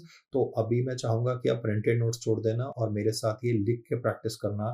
That would be the 5 waves of the JVP, that is 3 positive and 2 negative waves. ए में तो देखो कभी कोई दिक्कत हो ही नहीं सकती है, वो तो आप फर्स्ट ईयर मेडिकल स्कूल से जानते हो. A wave is due to atrial systole, तो वो तो लाइक कभी एफएमजी एग्जाम में पूछ लिया तो पूछ लिया, अदरवाइज तो बड़ा रेयरली है. पूछने को तो इनिशिएट में भी पूछा हुआ है, but the point is like ये तो वो कहता है कि भाई ये तो फ्री के नंबर ले लो. Then C wave would be seen in IVC, iso volumetric contraction, and this would be a bulge of the tricuspid valve in upward direction. That was the second diagram I made before you. Then is V wave, इसके लिए मैंने बोला था venous filling. The reason for this is venous filling of the right atria that was happening towards the end of ventricular systole. It is towards the end of, ये जो V wave होती है, this is occurring towards the end of ventricular systole. जो start of ventricular systole था उसमें तो the blood started going out, so X descent आना शुरू हो गया. This was end of ventricular systole. लेकिन जो start of ventricular systole होता है उसको हम ejection phase बोलते हैं. तो जो start of ventricular systole था उसमें हमारे को XX मिलना शुरू हुआ था, and then Y was with respect to rapid ventricular filling. और मैंने ये भी बोला था कि भाई जो फिजियो वाले टीचर हैं वो आपको X के लिए ejection वर्ड की जगह पे वर्ड बोलेंगे एट्रियल रिलैक्सेशन. तो बिल्कुल सही है ना कि भाई जब एट्रिया अपना काम करते हैं तो अगर वेंट्रिकल्स काम करेंगे तो एट्रिया रिलैक्स करेंगे, वाइस वर्सा जब एट्रिया कॉन्ट्रैक्ट करते हैं तो वेंट्रिकल्स रिलैक्स करते हैं. भाई भगवान ने सिस्टम ही ऐसा बनाया ना कि दोनों चैम्बर्स को रेस्ट करने का मौका मिले. तो जब एट्रिया काम करे तो वेंट्रिकल्स को रेस्ट मिले एंड वाइस वर्सा. तो देयरफॉर एक्स में वेंट्रिकल्स चालू कॉन्ट्रैक्शन चालू हुई थी तो एट्रिया रिलैक्स कर रहे थे. Then there was a positive reflection, that was V. तो that is like a normal wave of the JVP that we are able to see. इसको मैं जस्ट क्विकली यहाँ पे स्केच कर देता हूँ. Though you are aware of this from physiology. I mean, we have a A wave, then we have is like a small deflection, and then the representation of the remaining waves has been shown. This is ACV. Then I've shown a X and a Y descent, and I've shown the reason for these various waves that would be coming. And now our objective would be to correlate this with the ECG. तो आपने अब क्या करना है कि अपने जो again मैं सजेस्ट करूंगा कि आप अभी प्रिंटेड नोट्स छोड़ देना, खुद से ऐसी ईसीजी बनाना, पी क्यू आर एस और टी वेव. और ये खुद में ही आपके एग्जाम में फिजियोलॉजी का सवाल था कि एट्रियल सिस्टोल कहाँ से शुरू होता है और कहाँ पे खत्म होता है. तो देखो शुरू तो सबने ठीक आंसर किया, starting of the P wave. लेकिन कहाँ पे खत्म होता है तो it is the peak of the R wave. It is the peak of the R wave पे दूसरी लकीर बनाना. अब वेंट्रिकुलर सिस्टोल कहाँ से स्टार्ट होता है तो आपका आंसर होगा peak of the R wave. और कहाँ पे खत्म होता है तो वहां पे most student starting of the T wave बोलते हैं. ये पढ़ के कि सर जो टी वेव होती है वो तो वेंट्रिकुलर रिपोलराइजेशन की होती है, तो starting of the T wave. No guys, electrical activity और मैकेनिकल एक्टिविटी अलग अलग बात है. सो यहाँ पे आपने वेंट्रिकुलर सिस्टोल जो बोलना है that would be the end of the T wave. It is not the starting of the T wave. That is one important information from this slide. और मैंने अभी क्या करा, ईसीजी को 3 भाग में डिवाइड कर दिया, atrial systole, ventricular systole and ventricular diastole. अब जिस टाइम पे एट्रियल सिस्टोल हो रहा होगा उस टाइम पे जो पावर जनरेट होती है उस पावर के जनरेशन की वजह से हमें यहाँ पर एक पॉजिटिव रिफ्लेक्शन मिलती है. और वो पॉजिटिव रिफ्लेक्शन मैंने आपको एक्सप्लेन करी थी, उसको हम बोलते हैं ए वेव. उसके बाद में जब हार्ट वेंट्रिकुलर सिस्टोल के स्टार्टिंग में जाता है तो उसे आइसोवॉल्यूमेट्रिक कॉन्ट्रैक्शन बोलते हैं. तो मैंने एक पॉजिटिव डिफ्लेक्शन दिखाई जिसको हम सी वेव बोलते हैं. And then the pressure began to fall, that was X descend. और एक्स का मैंने रीजन आपको एक्सप्लेन किया था कि भाई X is coming up because of the fact कि there is starting of ventricular systole, so blood is starting to go out of the heart of this patient, जिसकी वजह से ये एक्स डिसेंट आना शुरू हो गया था. उसके बाद में subsequently there was venous filling. So end of ventricular systole जब खत्म हो रहा है तो अब देखिए ना, जब सिस्टोल खत्म हो रहा था तो मैंने बोला था there would be a peak of the V wave. और उसके बाद में then I have shown subsequently, उसको भी डॉटेड में दिखाते हैं, जो भी नीचे जा रहा है उसको मैं डॉटेड में दिखा रहा हूँ. आप कंटिन्यूएशन में चाहे बना लो, doesn't matter. But the point is मैंने इनको वहीं बनाने की कोशिश करी है जहां पे मैंने इनको थ्योरी में मेंशन किया था. And that is what the examiner wants to hear कि भाई आपको ये ध्यान है कि नहीं है कि जो ए वेव है, देखो ए वेव में तो कोई गलती करेगा नहीं, एट्रियल सिस्टोल, बट आपको कोरिलेट करना है इसको बाकी वाली वेव्स के साथ में. जैसे कि जो सेकंड वाला हिस्सा है ना इस पर्टिकुलर डायग्राम का, वेंट्रिकुलर सिस्टोल वाला, वहां पे मैंने 3 वेव्स को स्क्वीज इन किया, that is C, X descent and then the V का जो अपस्विंग वाला हिस्सा है वो हमारे को यहाँ पर दिखाई दे रहा है. अब इसको इसको करा क्यों रहे हैं? I mean why are you you know why are we doing all this activity is because in the exam वो ये सुनना चाहता है कि भाई फर्स्ट हार्ट साउंड कहाँ पे होती है, तो first heart sound is immediately at the end of atrial system. So far so good. उसके बाद आप देखो ध्यान से, तो C is a positive wave और X इज अ नेगेटिव। ये जो C टू X का ट्रांजिशन है वो वो क्यों हो रहा है? क्योंकि एक वाल्व खुल दो वाल्व्स खुल गए थे, एओर्टिक एंड पल्मोनिक वाल्व्स। मैं वो डायग्राम दिखाता हूँ C से X का ट्रांजिशन वाला, आप जरा इस डायग्राम को फिर से देखना। जो C वेव और X वाले को देखो, C वाले में तो एओर्टिक और पल्मोनिक वाल्व बंद दिखाई गए, लेकिन X वाले में आप देखिए एओर्टिक और पल्मोनिक वाल्व खुल गए, और जैसे ही खुले ब्लड ने बाहर जाना शुरू किया तो वाल्व्स अपनी नॉर्मल पोजीशन पे आने शुरू हो गए थे, नेगेटिव डिफ्लेक्शन आनी शुरू हो गई थी। C एक पॉजिटिव है और X एक नेगेटिव है। ये C से पॉजिटिव से नेगेटिव क्यों हुआ? ये दोनों वाल्व्स खुलने की वजह से। C was a positive wave ना, अपवर्ड डिफ्लेक्शन था, और X was a negative wave. वो डिफरेंस क्यों आया? दोनों डायग्राम में डिफरेंस क्या है कि एओर्टिक और पल्मोनिक वाल्व यहाँ पे खुल गए, एंड उनके खुलने को ही तो हम इजेक्शन क्लिक बोलते हैं ना, जिसको मैंने यहाँ पर हाईलाइट किया है इस पर्टिकुलर लाइन डायग्राम में। तो आपको ये बेसिकली याद रखना है कि जो इजेक्शन क्लिक है वो कॉरस्पॉन्ड करता है with respect to C to X का transition. Then we'll be having is a V wave, and then I've shown is a Y descent, और V wave जो peak आ रहा था that was just before the second heart sound was occurring in a patient, just before the second heart sound is occurring। You see second heart sound जो होता है वो aortic और pulmonic valve का closure है, second heart sound is the closure, and उसके बाद में जो sound यहाँ पर आती है वो तो फिर हमने आगे डिस्कस किया हुआ है, that is opening snap. But basically ये जो लाइन डायग्राम है इसका मेन पर्पस यही है कि हम ईसीजी की एक्टिविटी को, जीवीपी की एक्टिविटी को और हार्ट साउंड्स वाली एक्टिविटी को सिंगल लाइन डायग्राम में इनकॉर्पोरेट कर सके। ये वाला जो एरिया मैं अभी मार्क कर रहा हूँ, जो मैंने स्काई ब्लू कलर से मार्क किया है, इसको हम टेक्निकली बोलेंगे iso volumetric contraction. Iso volumetric contraction के स्टार्टिंग में कौन सी हार्ट साउंड होती है? आप डायग्राम से देखो, वरना तो देखो फिजियोलॉजी से तो कर ही लोगे कि आइसोवॉल्यूमेट्रिक कॉन्ट्रैक्शन के स्टार्टिंग में heart sound first heart sound होती है, क्योंकि माइट्रल और ट्राइकस्पिड वाल्व जो होते हैं बंद होने शुरू हो जाते हैं। लेकिन मेरा सजेशन है कि डायग्राम्स की जगह पे अगर आप सिर्फ ये वाला पार्ट याद कर लेते हो कि आईबीसी के स्टार्टिंग में क्या होती है S1, और इसी से देख के बोलो आइसोवॉल्यूमेट्रिक कॉन्ट्रैक्शन के एंड में क्या होती है, तो इजेक्शन क्लिक। तो अगर आप ये डायग्राम एक बार ही खुद से बनाते हो शॉर्टेस्ट पॉसिबल टाइम में, ईसीजी को 3 भाग में बांट लेना, the way I have drawn. Mistake ये मत करना कि टी वेव के स्टार्टिंग में मत बनाना, end of the T wave पे फिर वेंट्रिकुलर डायस्टोल दिखाना। एंड जब वेंट्रिकुलर डायस्टोल होता है रैपिड वेंट्रिकुलर फिलिंग, तभी तो वाई बारी थी ना, वेंट्रिकुलर डायस्टोल में रैपिड वेंट्रिकुलर फिलिंग हो रही थी। That is when I had shown the Y descent before you. तो ये जस्ट एक लाइन डायग्राम है जो फर्स्ट ईयर का हमारा कॉन्सेप्ट है उसी को री एम्फसाइज करता है, but then they love to ask it in the actual exam as well. This that is the reason why मैंने इसको यहाँ पर आपको एक्सप्लेन किया। अब हम पढ़ेंगे abnormalities related to each of these waves. मैं आपको पढ़ाऊंगा abnormalities related to the A wave, फिर हम पढ़ेंगे abnormalities related to the X descent, abnormalities related to V. तो सबकी इंडिविजुअली एबनॉर्मेलिटीज को स्टडी किया जाएगा। And let's now focus on one of the very common ones that has been asked recently in NEET PG, that is a large A wave। तो large एवे का कारण क्या होता है कि भाई अगर किसी पेशेंट को ट्राइकुस्पिड स्टेनोसिस है, तो ट्राइकुस्पिड स्टेनोसिस की वजह से एट्रिया को ज्यादा जोर लगाना पड़ेगा to push blood in a forward direction. तो ये कॉलम नॉर्मल से ज्यादा ऊपर जाने वाला है, और क्योंकि ये कॉलम नॉर्मल से ज्यादा ऊपर जाने वाला है तो मैंने बोला large A wave are gonna be encountered in a patient with valvular lesion, जो कि हमारे एग्जामिनर का हॉट फेवरेट है। नीट पीजी में 2 बार रिपीट हो चुका है, आई थिंक एक बार 2021 में, 2022 में, ट्राइकुस्पिड स्टेनोसिस।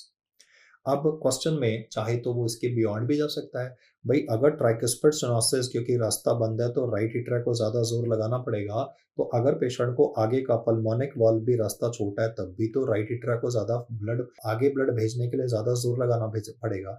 देखो अगर पल्मोनिक वाल्व में ओरिफिस है तो इतना तो सही है कि राइट वेंट्रिकल को ज्यादा जोर लगाना पड़ेगा, पर राइट वेंट्रिकल की फिलिंग कैसे होगी? अगर राइट वेंट्रिकल ज्यादा जोर लगाता है, अगर मैं बोलूँ right ventricular and diastolic pressure बढ़ गया, तो राइट एट्रिया को भी तो ज्यादा फोर्स लगाना पड़ेगा to send blood into the right ventricle, तभी तो ब्लड लंग्स में जाएगा। तो चाहे ट्राइकुस्पिड वेल्व पे ऑब्स्ट्रक्शन आ जाए, चाहे पल्मोनिक वेल्व के लेवल पे यहाँ पे नैरोइंग हो जाए, ultimately sending blood into the lungs is the responsibility of the right side of the heart. Obvious बात है कि अगर पल्मोनिक स्टेनोसिस होगा तो पहले तो राइट वेंट्रिकल पे फर्क पड़ेगा, राइट वेंट्रिकल को ज्यादा जोर लगाना पड़ेगा। और अगर राइट वेंट्रिकल में प्रेशर बढ़ गया तो इसमें ब्लड भरना भी तो है, वो राइट एट्रिया भरता है, तो देखो राइट एट्रिया ज्यादा जोर लगाएगा, एंड उसकी वजह से यहाँ पे there would be a large a wave present. तो ट्राइकुस्पिड स्टेनोसिस चाहे हम बोलें pulmonic stenosis या बोले pulmonary artery hypertension. भाई pulmonary artery hypertension is like a pressure based obstruction. Tricuspid stenosis is like a physical obstruction. Pulmonary artery hypertension is like a pressure based obstruction. अब वो exam में क्या करेगा, वो pulmonary artery hypertension की जगह पे कनेक्टिव टिश्यू डिसऑर्डर लिख देगा जिसका नाम होता है स्क्लेरोडर्मा। या फिर वो पीडियाट्रिक्स पर्सपेक्टिव से कंजेनिटल हार्ट डिजीज दे सकता है जिसका नाम है टेट्रोलॉजी फैलेट।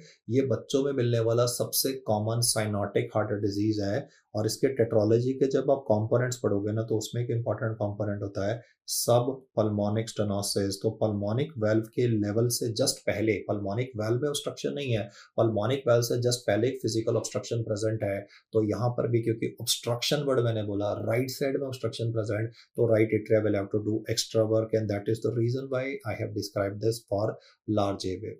जो लास्ट स्टेटमेंट में बोलूंगा वो थोड़ी फार फेस्ट है but it still it's worth it's weight in the MCQ, that is mitral stenosis. The moment I say this, query of most students, sir ऐसे कैसे, मतलब mitral stenosis तो लेफ्ट साइड का है, जेवीपी राइट साइड में होती है, तो फिर कैसे हो गया?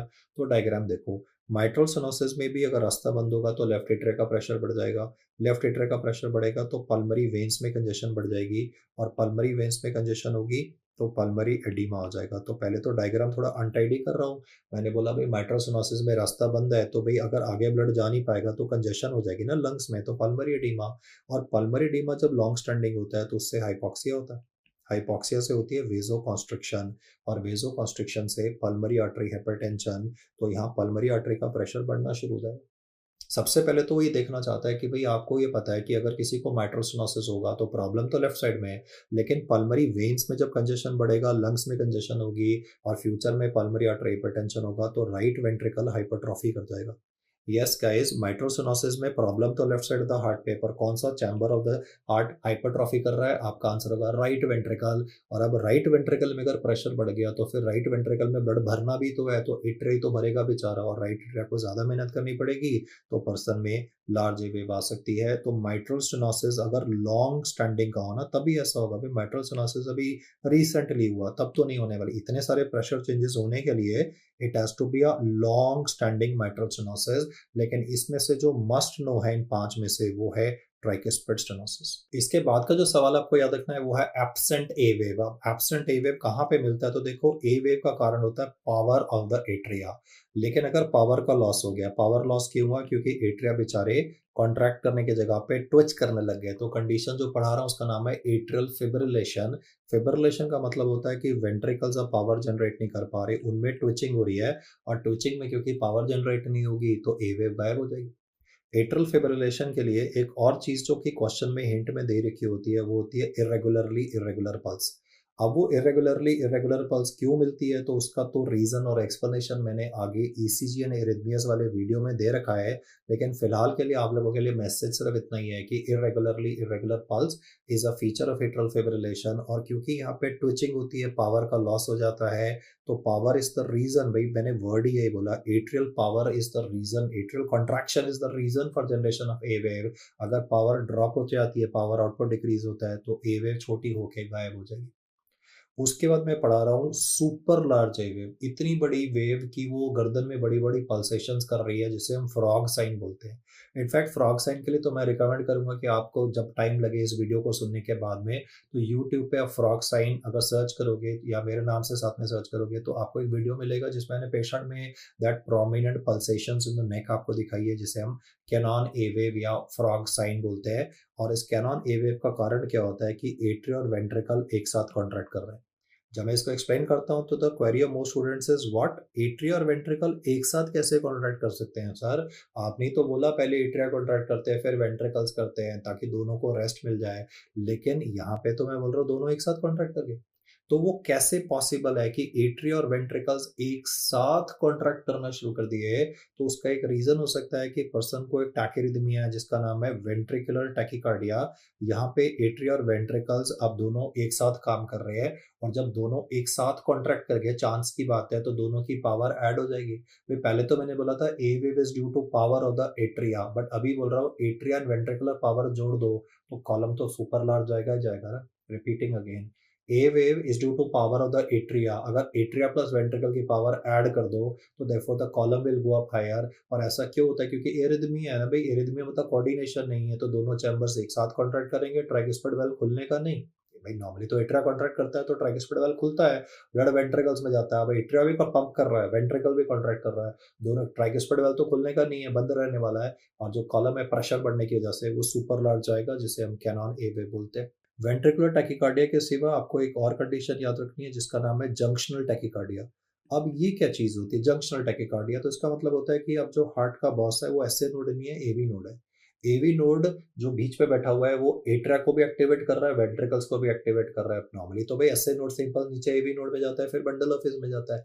यहाँ पे एवी नोड हार्ट का बॉस बन के बैठ गया, वो नीचे से ऊपर एट्रिया को भेज रहा है, इम्पल्स भेज रहा है, तो एट्रिया भी कॉन्ट्रैक्ट कर रहे हैं, वेंट्रिकल्स भी कॉन्ट्रैक्ट कर रहे हैं, एक साथ कॉन्ट्रैक्ट कर रहे हैं, जिसकी वजह से सुपर लार्ज ए वेव आ गई। और जंक्शनल टैकीकार्डिया की एक ईसीजी फाइंडिंग भी यहाँ पे लिख रहा हूँ, that is retrograde P waves. क्योंकि देखो पी वेव तो हमेशा अपराइट होती है, पॉजिटिव होती है, लेकिन यहाँ पे क्योंकि नीचे से एक्टिव, नॉर्मली तो एसए नोड से इंपल्स नीचे जाते हैं, अब मैं बोल रहा हूँ एवी नोड का इंपल्स ऊपर एट्रियम की तरफ जा रहा है, तो पी वेव की डायरेक्शन नेगेटिव आती है, जिसको बोलते हैं रेट्रोग्रेड पी वेव।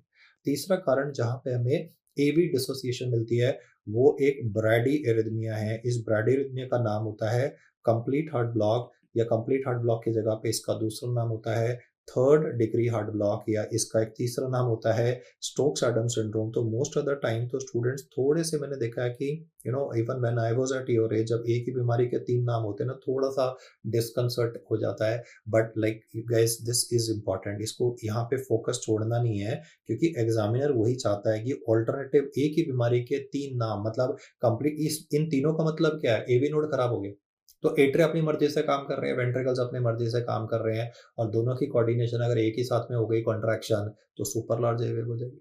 भाई बेसिक पॉइंट है, तीनों में हुआ क्या? Lack of coordination. वो लैक ऑफ कोऑर्डिनेशन क्योंकि एरिथमिया है, एक दो टैकेरिथमियाज हो गए, एक ब्रैडीरिथमियाज हो गए, but ultimately lack of coordination की वजह से सुपर लार्ज ए वेव हो गया।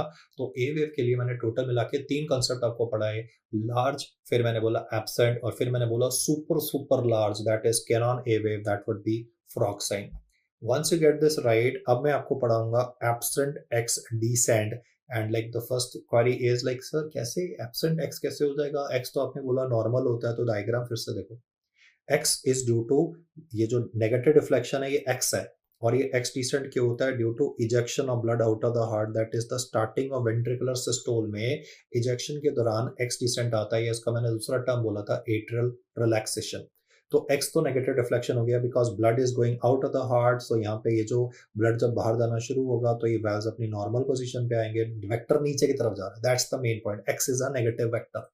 अब मैं क्या करने वाला हूँ इस डायग्राम में, I will be showing a valvular lesion जिसका नाम है ट्राइकुस्पिड रीगर्जिटेशन। और आप अगर फिर से अपने नोट्स छोड़ देना, और आप कोई डॉक्टरी भी मत लगाना, सिर्फ मैथमेटिक्स सोचना कि वेक्टर है, एक वेक्टर नीचे जा रहा है ब्लू कलर का, एक रेड वाला ऊपर जा रहा है, अगर दोनों की ताकत बराबर बराबर हुई तो कैंसिल कर देंगे ना।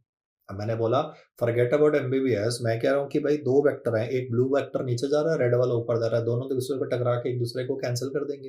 तो therefore the statement to be remembered by you is कि जब भी आप ऐसा कोई क्वेश्चन पढ़ते हो जिस पे लिखा होता है एब्सेंट एक्स डिसेंट, तो एब्सेंट एक्स डिसेंट पढ़ के आपके माइंड में ये लाइन डायग्राम क्लिक करना चाहिए जो फिलहाल मैंने आपके सामने मार्क किया है, that is absent X descent would be seen in patients with tricuspid regurgitation. इससे पहले हम पढ़ रहे थे ट्राइकुस्पिड स्टेनोसिस, उसमें तो मैं बोल रहा था कि भाई लार्ज ए वेव होगी, लेकिन अभी मैं ये बोल रहा हूँ कि ट्राइकुस्पिड रीगर्जिटेशन में there would be an absent X descent. अब मैं थोड़ा सा आपका इमेजिनेशन ना और स्ट्रेच करना चाहूंगा, तो मैं ट्राइकुस्पिड रिगर्जिटेशन की ना सिवियरिटी को बढ़ा देता हूँ।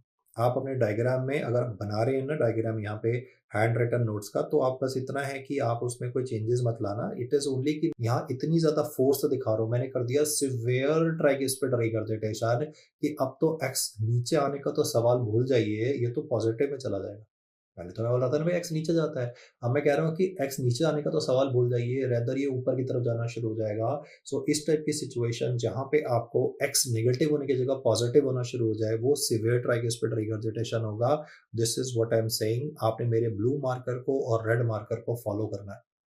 पहले तो अब देखिए ये ब्लू मार्कर है, तो यहाँ पे मैं नॉर्मल दिखा रहा हूँ, दैट वुड बी ए, फिर सी, फिर X, and then V would be having V और वाई। ये तो बिल्कुल नॉर्मल वाली वेव्स हैं जो ऑलरेडी मैंने आपके सामने हाईलाइट करी थी, that is the positive reflections and the negative reflection shown.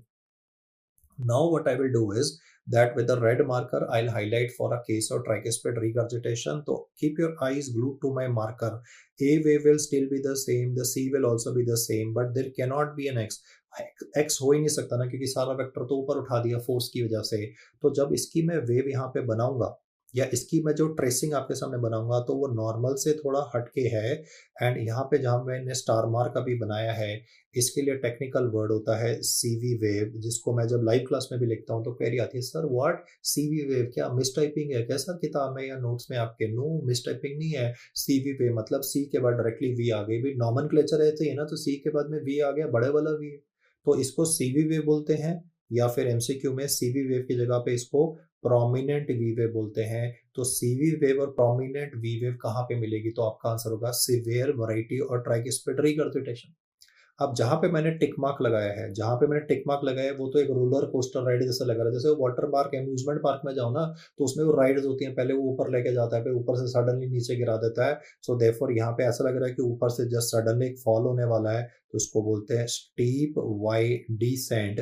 तो अल्टीमेटली अगर आप ध्यान से मुझे सुन रहे हो, तो ट्राइकिस्पिड रिगर्जिटेशन 3 सवालों का आंसर है. मैं उनको यहाँ पे लिख रहा हूँ. ट्राइकिस्पिड रिगर्जिटेशन में अगर सिर्फ माइल्ड होगा तो एब्सेंट एक्स, लेकिन अगर सिवियरिटी बढ़ा दे तो फिर सीवी वेव आ जाएगी, जिसका दूसरा नाम प्रोमिनेंट वी वेव होता है. एंड देन इसके ओवर एंड अबव मैंने बोला कि अगर वी वेव ज्यादा ऊपर गई तो लॉज ऑफ ग्रेविटी भी नीचे भी गिरेगी, तो उसके बाद में आ जाएगा there would be a steep Y descent present. तो जैसे मैं पहले तो आपको करवा रहा था कि ए वेव के मैंने 3 परम्यूटेशन कॉम्बिनेशंस बोले थे, लार्ज, एब्सेंट, सुपर लार्ज. अभी मैं ट्राइकिस्पिड रिगर्जिटेशन से 3 जेवीपी की वेव्स करा रहा हूँ, that is absent X, CV wave and a steep Y descent. अब जो सवाल मैं आपको कराऊंगा उसका नाम होगा absent Y descent. And when you read it again, it's like how is it possible कि वाई गायब हो जाए? तो लॉजिक ये है कि भी वाई क्यों होता है? वेंट्रिकुलर फिलिंग की वजह से. तो अगर मैं बोलूँ एब्सेंट वाई डिसेंट, तो वो तभी होगा ना कि अगर पर्सन की जो वेंट्रिकुलर फिलिंग है वो इम्पेयर्ड हो जाए, वो सिग्निफिकेंटली रिड्यूस्ड हो जाए. और वो क्यों रिड्यूस होगी, उसका रीजन देखिए, कंडीशन यहाँ पे लिखी हुई है, cardiac tamponade. Cardiac tamponade is an example of obstructive shock. इस डायग्राम में देखिए, there is so much of pressure on the heart from outside, कि जो इंट्रापेरिकार्डियल स्पेस प्रेशर है, ये वाला जो एरिया है जहाँ मैंने ग्रीन एरोस दिखाए हैं, यहाँ पे पानी भर गया है. वो पानी क्यों भरा है, उसका रीजन क्या हो सकता है? तो the reason for that can be कि मेरा जो पेशेंट है उसे सबसे एग्रेसिव लंग कैंसर था, जो फैल के हार्ट के आसपास चला गया. ओट सेल कैंसर के पेशेंट्स में मैलिग्नेंट पेरिकार्डियल एफ्यूजन हो सकती है, और ये मैलिग्नेंट पेरिकार्डियल एफ्यूजन की वजह से जब प्रेशर, क्योंकि फ्लूइड यहाँ पे जो जगह होती है, नॉर्मली आपके मेरे हार्ट के आसपास जो जगह होती है वो तो 20 से 50 ml फ्लूइड की है. 50 ml की जगह पे 150 ml फ्लूइड भर गया, नॉर्मल से 3 गुना ज्यादा, 4 गुना ज्यादा. तो if there is more fluid accumulating around the heart, तो उसकी वजह से there would be like crushing of the heart from outside, और वेंट्रिकुलर फिलिंग कॉम्प्रोमाइज हो जाती है. या फिर टीबी की वजह से हो सकता है. कहने को तो मैं ट्रॉमा भी क्रिएट कर सकता था कि भाई हेमोपेरिकार्डियम हो गया, बट मेरा पॉइंट है कि लंग कैंसर, टीबी जो मेडिकली ओरिएंटेड कॉजेज हैं. अब अगर यहाँ पे ट्यूबरकुलर पेरिकार्डियल एफ्यूजन हो गया, फ्लूइड की मात्रा बढ़ती गई, 50 ml, फिर 70 ml, 100 ml, 150, 300, तो भाई जहाँ एक मान लो एक क्लासरूम में 50 बच्चों की बैठने की जगह है, वहां पे आप 300 बच्चे बिठा दो, तो भाई जगह तो होगी नहीं ना. सो सिमिलरली हियर मैं कह रहा हूँ the heart is getting crushed, क्योंकि भाई लिमिटेड जगह है और ये जो फ्लूइड है ये एक्यूमुलेट होता जा रहा है, it is crushing the heart from outside. तो जो filling of blood in the ventricles है वो कम हो जाएगी. अगर फिलिंग कम हो जाएगी तो less blood will be coming in the heart, और अगर फिलिंग कम है, लेस ब्लड हार्ट के अंदर आएगा तो बाहर भी कम जाएगा, तो स्ट्रोक वॉल्यूम भी ड्रॉप कर जाएगी. स्ट्रोक वॉल्यूम डिक्रीज करेगी तो कार्डियक आउटपुट कम हो जाएगा, कार्डियक आउटपुट कम होगा तो बीपी कम हो जाएगा, और बीपी कम होगा तो पल्स कमजोर होनी शुरू हो जाएगी, इतनी कम हो जाएगी कि गायब हो जाएगी. देखिए बड़ी पेक्यूलियर सी बात पढ़ा रहा हूँ मैं आपको. मैं ये कह रहा हूँ the heart of my patient is beating, मैंने भाई कोई कार्डियक अरेस्ट तो बताया नहीं है. हार्ट इज बीटिंग, इसका ऐसा तो मैंने कुछ बोला नहीं ना कि भाई कार्डियक एक्टिविटी बंद हो गई है. मैंने तो बोला heart of the person is beating और पल्स गायब हो गई है. इसके लिए जो टेक्निकल वर्ड यूज होता है उसको बोलते हैं पल्सस पैराडॉक्सस. उसमें पैराडॉक्स क्या है? उसमें पैराडॉक्स यही है कि भाई the pulse of the person is disappearing when there is gonna be electrical activity in the heart. Paradox क्या है कि भाई नॉर्मली हम बोलते हैं कि पल्स तब गायब होती है जब कार्डियक अरेस्ट होता है, या फिर इलेक्ट्रिकल एक्टिविटी अफेक्टेड हो जाए, एरिथमिया में पल्स गायब होती है. लेकिन यहाँ तो हार्ट बीट कर रहा है, सही बीट कर रहा है. कोई एबनॉर्मल एरिथमिया तो मैं पढ़ा नहीं रहा, लेकिन पल्स गायब हो जाती है तो उसको हम पल्सस पैराडॉक्सिस बोलते हैं। और एडिशनल पॉइंट याद करना है कि जो पल्सस पैराडॉक्सिस में पल्स गायब होती है, that tends to disappear in the phase of inspiration. तो ये अगेन एक इंपॉर्टेंट एस्पेक्ट है कि पल्सस पैराडॉक्सिस में पल्स कब गायब होती है, विच फेज ऑफ रेस्पिरेशन। तो आपने याद करना है, it tends to disappear in the phase of inspiration. The final summary is, इस स्लाइड पे दो कंसेप्ट एक साथ समझाए गए हैं। पहला कि अगर कार्डियक टैम्पर्ड हो गया तो हार्ट की फीलिंग ही नहीं होगी, तभी डॉटेड डॉटेड ब्लू में दिखाया फीलिंग ही नहीं हो रही है। तो अगर फीलिंग नहीं होगी तो वाई वेव नहीं होगी, क्योंकि वाई वेव का काम ही होता है भाई filling of blood in the heart. में डायग्राम दिखा देता हूँ। जब मैंने वाई बना के दिखाया था तो वाई में तो हो ही रहा था ना, लास्ट डायग्राम में रैपिड वेंट्रिकुलर फिलिंग। अब आपने हार्ट को बाहर से दबा दिया या पानी भर दिया खूब सारा, तो उसने हार्ट को दबा दिया तो फिलिंग ही नहीं हो पा रही। तो मैंने बोला ऑब्स्ट्रक्टिव शॉक, तभी मैंने इसको डॉटेड ब्लू में दिखाया, because there is impaired filling of blood in the heart, and because of that यहाँ पर वाई गायब हो जाएगा। अगर आप चाहते हैं वाई वापस आए तो उसका एक ही तरीका है, विच इज कि अगर आप पेरिकार्डियोसेंटेसिस कर दो, fluid will come back, the blood pressure will come back, pulse will come back, JVP findings normalise हो जाएगी, वाई इसकी नॉर्मलाइज हो जाएगी। वंस यू अंडरस्टैंड दिस, फिर रिसेंट जो नीट पीजी में एग्जाम था उसमें उसने बोला कि diastolic collapse of the right atria, इसका मतलब है लो प्रेशर कार्डियक टैम्पर्ड। देखो high pressure cardiac tamponade word नहीं बोलते, अनऑफिशियली मैं बोल देता हूँ हाई प्रेशर, बट एक्चुअली दो ही होते हैं, लो प्रेशर कार्डियक टैम्पर्ड और हाई प्रेशर कार्डियक टैम्पर्ड, जो अनऑफिशियल वर्ड है।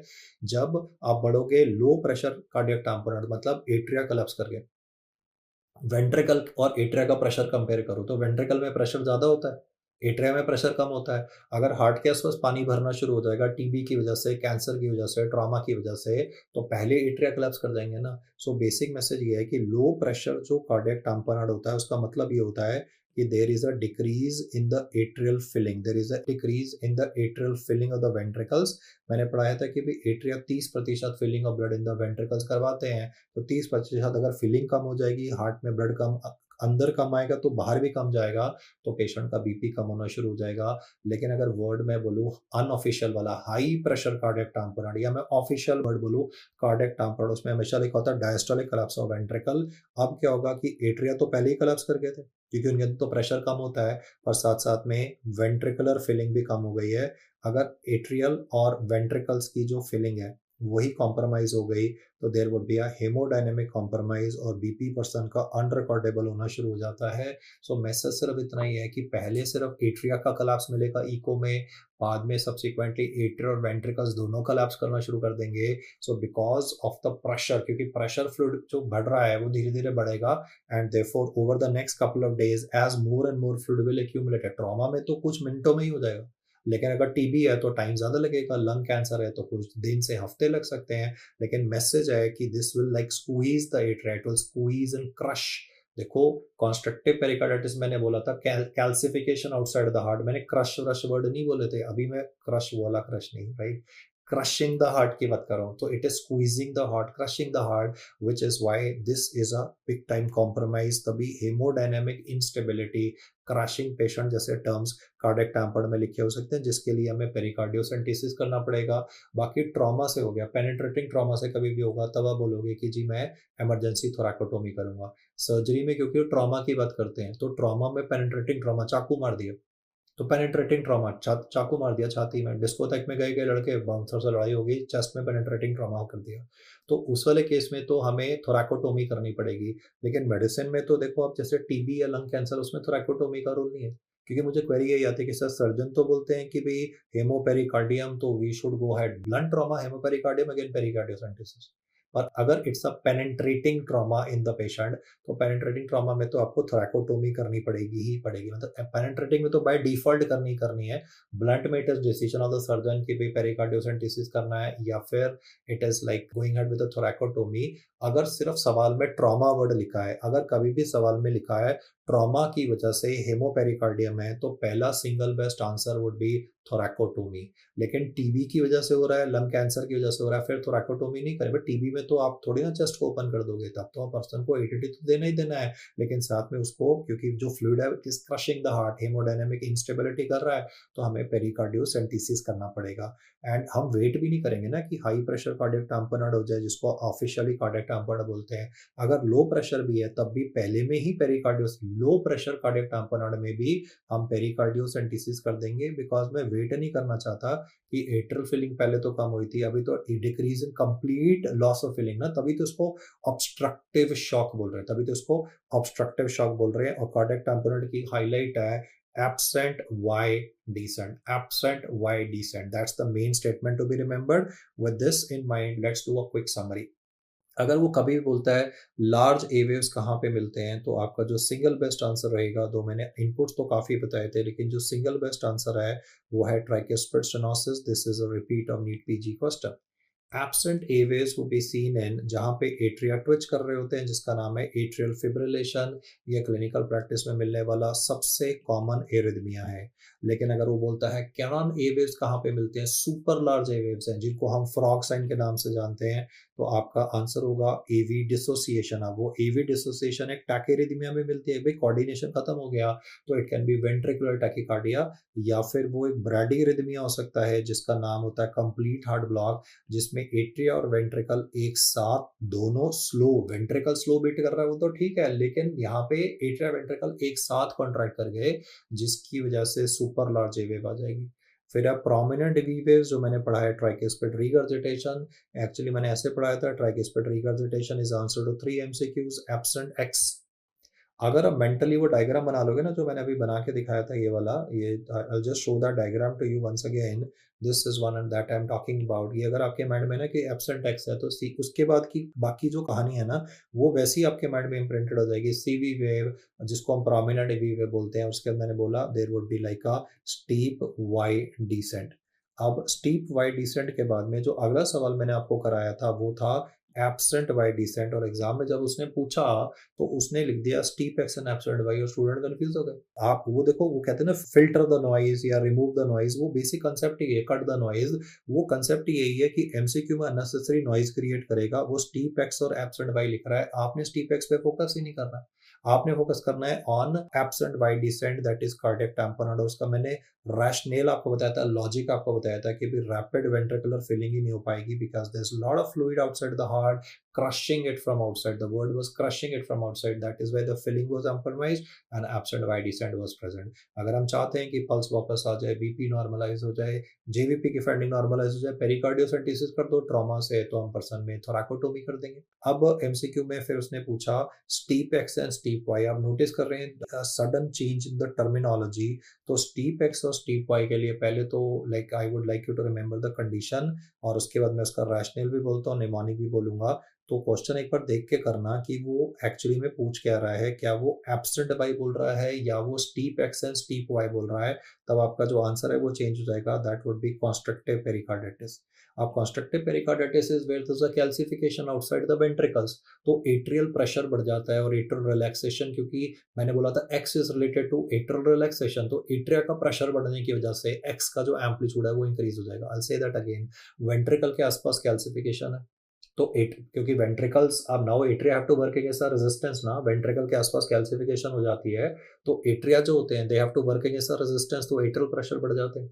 और एट्रियल प्रेशर अगर बढ़ रहा है तो एट्रियल डायस्टोल का प्रेशर भी बढ़ा होगा, एट्रियल रिलैक्सेशन का प्रेशर भी बढ़ेगा, तो स्टीप एक्स डिसेंट प्रेजेंट होगा। और उसके बाद में the next is steep Y descent, तो उसका रीजन है रैपिड वेंट्रिकुलर फिलिंग यहाँ पर एक्सेंचुएटेड हो जाती है कॉन्स्ट्रक्टिव पेरिकार्डिटिस में। वर्ड्स ध्यान से सुनना, तभी टेम्पर्ड में क्रश बोल रहा था, हार्ट को इतना दबा दिया बेचारे की जान निकाल दी कि वेंट्रिकुलर फिलिंग नहीं हो रही। लेकिन कॉन्स्ट्रक्टिव पेरिकार्डिटिस में क्योंकि हार्ट के आसपास एनकेसमेंट है, तो वेंट्रिकल जल्दी फिल होने की कोशिश करते हैं, तो आपको रैपिड वेंट्रिकुलर फिलिंग नॉर्मल से ज्यादा तेज मिलती है। रैपिड तो मैंने बोला उससे भी तेज हो जाती है, तो उसको हम बोलते हैं स्टीप वाई डिसेंट। और अगर आपको रैशनल या लॉजिक में नहीं जाना, तो फिर guy has gone on a date और कनॉट प्लेस में गया, भाई महंगा रेस्टोरेंट था, स्टीप प्राइसेस होते हैं वहाँ, तो भाई रेस्टोरेंट में, अगर महंगे रेस्टोरेंट में डेट पे गए तो भाई प्राइसेस तो इट्स लाइक अ बॉम्ब, तो वहाँ पे guy went on a date तो एक्स वाई हो गया। और स्टीप वर्ड तो यहाँ से आप पिकअप कर ही रहे हैं, और कनॉट प्लेस से सी से हो गया सी कॉन्स्ट्रक्टिव, और पी से पेरिकार्डिटिस। सो अगर आप निमोनिक से करना चाहें तो आपकी मर्जी है, that is like a guy went on a date, steep prices at Connaught Place. That's one mnemonic that can help you pick it up. Otherwise मेरे हिसाब से तो रैशनल है कि भी कैल्सिफिकेशन आउटसाइड द हार्ट है, ऊपर क्रशिंग है। अगर आप एटलीस्ट एक ट्राई कर लेना क्रशिंग, तो your job is done, because ultimately आपको याद क्या करना है, तो अल्टीमेटली आपको याद ये करना है, please follow my words very very carefully. पहले इसको लिख के प्रैक्टिस करना मेरे साथ, स्टीप एक्स और उसके बाद में absent Y, that is the core of this, की रैपिड वेंट्रिकुलर फिलिंग अभी हो ही नहीं रही है, तो therefore there would be absent Y descent cardiac tamponade. लेकिन अगली जो कंडीशन है उसमें मैंने लिखा स्टीप एक्स और स्टीप वाई, क्योंकि रैपिड वेंट्रिकुलर फिलिंग एक्सेंचुएट हो जाती है ताकि वेंट्रिकल को हम ब्लड से भर पाए, क्योंकि यहाँ पे वेंट्रिकल क्रश नहीं हो रहे, सिर्फ एक कैल्सिफिकेशन की लेयर बन गई थी। तो बॉडी तो देखो हमेशा कॉम्पेंसेट करने की कोशिश करती है ना कि भाई फिलिंग, क्योंकि वेंट्रिकल्स के आसपास इंकेसमेंट प्रेजेंट है, तो कह रहा है कि भाई जितना जल्दी ब्लड भर लो उतनी ही अच्छी बात है।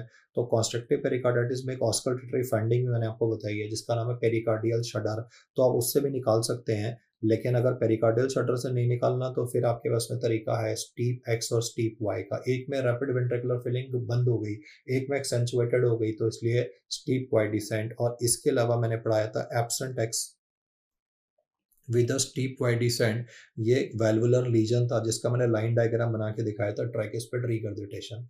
देखो मैं ऐसे बोलना चाहूंगा, इनमें से दो तो ऐसे हैं जिनका मैंने लाइन डायग्राम से रैशनल से समझाया है, एक में मैंने रैशनल सिर्फ लॉजिकली बोला है, बट अगर रैशनल में नहीं जाना तो फिर वो मैंने बोला कि guy went on a date, तो x Y, guy went on a date at Connaught Place, तो वहां से आपको वर्कआउट करना है। तो एटलीस्ट दो चीजें तो आई थिंक आप डायग्राम से कर लें, और एक अगर आप निमोनिक से करते हैं तो यू आर सॉर्टेड, क्योंकि अगर आप इसको वर्कआउट कर लेंगे ना, इसको जब तक आप लिख के प्रैक्टिस नहीं करोगे, खासकर एब्सेंट वाई से शुरू करना, फिर उसको स्टीप वाई के साथ में करना, फिर उल्टा कर देना एब्सेंट एक्स और स्टीप वाई डिसेंट, उसके बिना I mean this job is not done. So ये मैं रेट करूंगा as the most important information for this particular slide. और आप कुछ सवाल कर लेते हैं जो कि दो अर्लियर पार्ट में भी एक्सप्लेन्ड है, but still patient presents with heart failure, irregular pulse present है, तो पढ़ के समझ में आ गया एट्रियल फिब्रिलेशन की बात कर रहा है। And there is a loud diastolic sound with the JVP showing rapid y descent.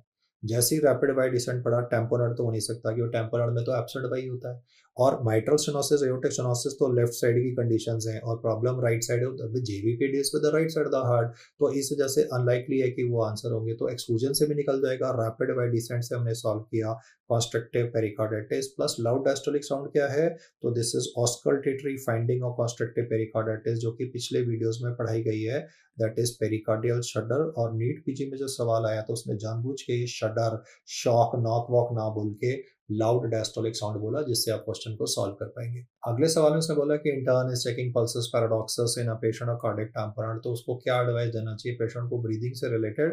तो पेशेंट को तो ये बोलना है कि भाई नॉर्मल सांस लो, आंसर इज डी। बाकी मैं रैशनल बोल देता हूँ, भाई जब भी आप गहरी लंबी सांस लेते हो तो ज्यादा ब्लड आपकी राइट साइड द हार्ट में आता है, क्योंकि नेगेटिव प्रेशर क्रिएट होता है चेस्ट में, तो ज्यादा ब्लड आता है। इससे क्या होता है कि थोड़ी सी सेप्टल डिविएशन हो जाती है, और इस सेप्टल, क्योंकि ब्लड ज्यादा आएगा तो उसे जगह चाहिए ना, तो सेप्टल डिविएशन हो जाती है। और सेप्टल डिविएशन की वजह से क्या होगा कि जो लेफ्ट वेंट्रिकल कैविटी का साइज है, आप नोटिस करिए, जो लेफ्ट वेंट्रिकल कैविटी का साइज है वो छोटा हो जाता है, जिसमें कम ब्लड आएगा, और कम ब्लड आएगा तो इसका मतलब ये है कि बाहर भी कम जाएगा, तो सिस्टोलिक बीपी हमारा इंस्पिरेशन में फॉल कर जाता है। आपको ये मालूम होना चाहिए कि एक्सपिरेशन में अगर आपका मेरा बीपी 120 मिलीमीटर मरकरी है, क्योंकि कम ब्लड आ रहा है तो सेप्टल डिविएशन कम होगी या नहीं होगी, लेकिन जब ज्यादा ब्लड आएगा तो सेप्टल डिविएशन होगी। तो गहरी लंबी सांस लेने पे आपका मेरा सिस्टोलिक ब्लड प्रेशर कम हो जाता है, और कितना कम होता है, तो वो तकरीबन 10 मिलीमीटर मरकरी से, डिफरेंस जो है इंस्पिरेशन और एक्सपिरेशन का वो 10 से कम रहता है। मैंने अभी ये पढ़ाया कि नॉर्मल आदमी में आई मतलब इंस्पिरेशन, ई मतलब एक्सपिरेशन, जो इंस्पिरेशन और एक्सपिरेशन में difference of systolic blood pressure है during inspiration and expiration, the difference of systolic blood pressure in a normal person is less than 10 millimeter of mercury. This is what happens normally. लेकिन जब person में pulses पैराडॉक्सस present होती है, pulses पैराडॉक्सस की जो technical definition है वो है कि इंस्पिरेशन और एक्सपिरेशन के दौरान जो difference of systolic blood pressure, मैंने बोला कि भाई नॉर्मल आदमी में 10 मिलीमीटर से कम होता है, वो सिस्टोलिक ब्लड प्रेशर का जो डिफरेंस है वो more than 12 millimetre of mercury होता है, जिसको हम बोलते हैं पल्सस पैराडॉक्सस। लेकिन अगर आप ये टेक्निकल डेफिनेशन ना भी याद करें, क्योंकि ये तो मेडिकल कॉलेज के लिए है, प्रैक्टिकली आपको क्या आना चाहिए कि पल्सस पैराडॉक्सस मतलब पल्स गायब हो रही है during the phase of inspiration, क्योंकि फिजियोलॉजिकली भी तो इंस्पिरेशन में पल्स कमजोर हो जाती है, लेकिन अभी बोल रहा हूँ गायब हो जाती है, दो द हार्ट इज बीटिंग। तो मैंने जो पढ़ा है वो ज़्यादा आसान तरीका था, बट जो टेक्स्ट बुक डेफिनेशन है पल्सेस पैराडॉक्सेस की, वो है इंस्पिरेटरी और एक्सपिरेटरी सिस्टोलिक ब्लड प्रेशर का जो डिफरेंस है वो नॉर्मल से ज़्यादा हो जाए, नॉर्मल होता है 10 मिलीमीटर से कम, एंड पल्सेस पैराडॉक्सेस को इवैल्यूएट करने के लिए पेशेंट को आपने नहीं बोलना गहरी लंबी सांस लो, छोड़ दो, नो, आप बोलोगे नॉर्मल ब्रीदिंग करो। आप गहरी लंबी सांस लेने के लिए बोलोगे और उस पर्सन को अगर कार्डियक टैम्पोनेट है तो बीपी तो यार पहले से ही कम है ना, और कम करा दोगे तो पर्सन और वर्सन हो जाएगा। पल्सस पैराडॉक्सस मतलब कार्डियक टैम्पर्ड है। टैम्पर्ड वाले मरीज को बोलोगे, अगर मैंने उसको बोला टेक लॉन्ग डीप ब्रेथ, तो जब वो और डीप ब्रेथ लेगा तो उसका ये ज़्यादा ब्लड हार्ट में आएगा, सेप्टर डिविएशन ज़्यादा होगी, एलवी कैविटी और छोटी होगी, बीपी और कम हो जाएगा ना नॉर्मल फिजियोलॉजी से भी ज़्यादा। तो उसका तो बीपी बेचारे का पहले से ही कम था टैम्पर्ड वाले का, उसका और ज़्यादा कम हो जाएगा। तो हम डीप इंस्पिरेशन नहीं कराएंगे, नॉर्मल ब्रीदिंग कराएंगे। फिर उसने बोला कि एक 40 ईयर ओल्ड फीमेल है जिसको पैल्पिटेशंस है, डिफिकल्टी इन ब्रीदिंग है, मिड डायस्टोलिक मर्मर था और साथ में प्रोमिनेंट ए वेव था। तो बहुत सारे स्टूडेंट्स ने तो सीधा ही स्ट्रेट अवे इसको माइट्रल स्टेनोसिस कर दिया, लेकिन माइट्रल स्टेनोसिस में प्रोमिनेंट ए वेव आने में तो टाइम लगेगा ना। रिमेंबर मैंने बोला long standing mitral stenosis, MCQ में लॉन्ग स्टैंडिंग वर्ड नहीं था, और क्योंकि लॉन्ग स्टैंडिंग नहीं है तो फिर हम इसका आंसर करेंगे ट्राइकिस्पिड स्टेनोसिस, इसको माइट्रल स्टेनोसिस आंसर नहीं करना है।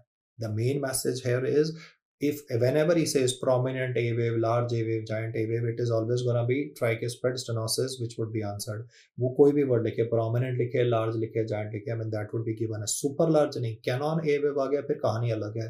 फिर there's gonna be arrhythmia, lack of coordination और atrioventricle एक साथ कॉन्ट्रैक्ट करके, that is like frog sign canon A wave। Then ये तो एफएमजी एग्जाम का क्वेश्चन था, मतलब इससे आसान वो क्या करेगा। ए वेव इन जेवी पूछा तो इन्हीं सेट में भी हुआ है, A wave is seen in right atrial contraction, ये तो ऐसे कि मतलब फ्री के मार्क्स वो दे रहा है। So guys these are the details that I would like you to focus on in this discussion. Thank you so much for hearing me, and इसी तरीके से कार्डियोलॉजी के बाकी लेक्चर्स रोज के एक निपटा दीजिए, so that will make you like much more confident. And all I can से is if you keep on hammering like this, you will be more wiser, much more smarter. I mean, you are smart guys, but you'll become much more smarter and you'll feel much more confident about yourself। क्योंकि मैंने ये देखा cardio neuro endo, जब ये कहते हैं ना हाथी निकल गया, बाकी सब छोटा छोटा है, जीआई वाला you still able to handle, because वो पैथो में तो पढ़े, एमैट तो पैथोलॉजी में भी पढ़े, तो obviously all units are important, मैं ये नहीं कह रहा, but what I am trying to say is कि नॉर्मली होता क्या है कि लोग यूनिट्स निग्लेक्ट करते हैं, कार्डियो न्यूरो रेस्पी वाला एंडोक्राइन वाला component, and they are the ones which I think are like the ones which are being more। आप चाहे पिछले सालों के पेपर देख लीजिए ना, एफएमजी नीट पीजी के, तो I mean these are the units that have been asked, so if you try to focus on them you are going to be overall much more well prepared as compared to the rivals। Thank you so much for hearing me।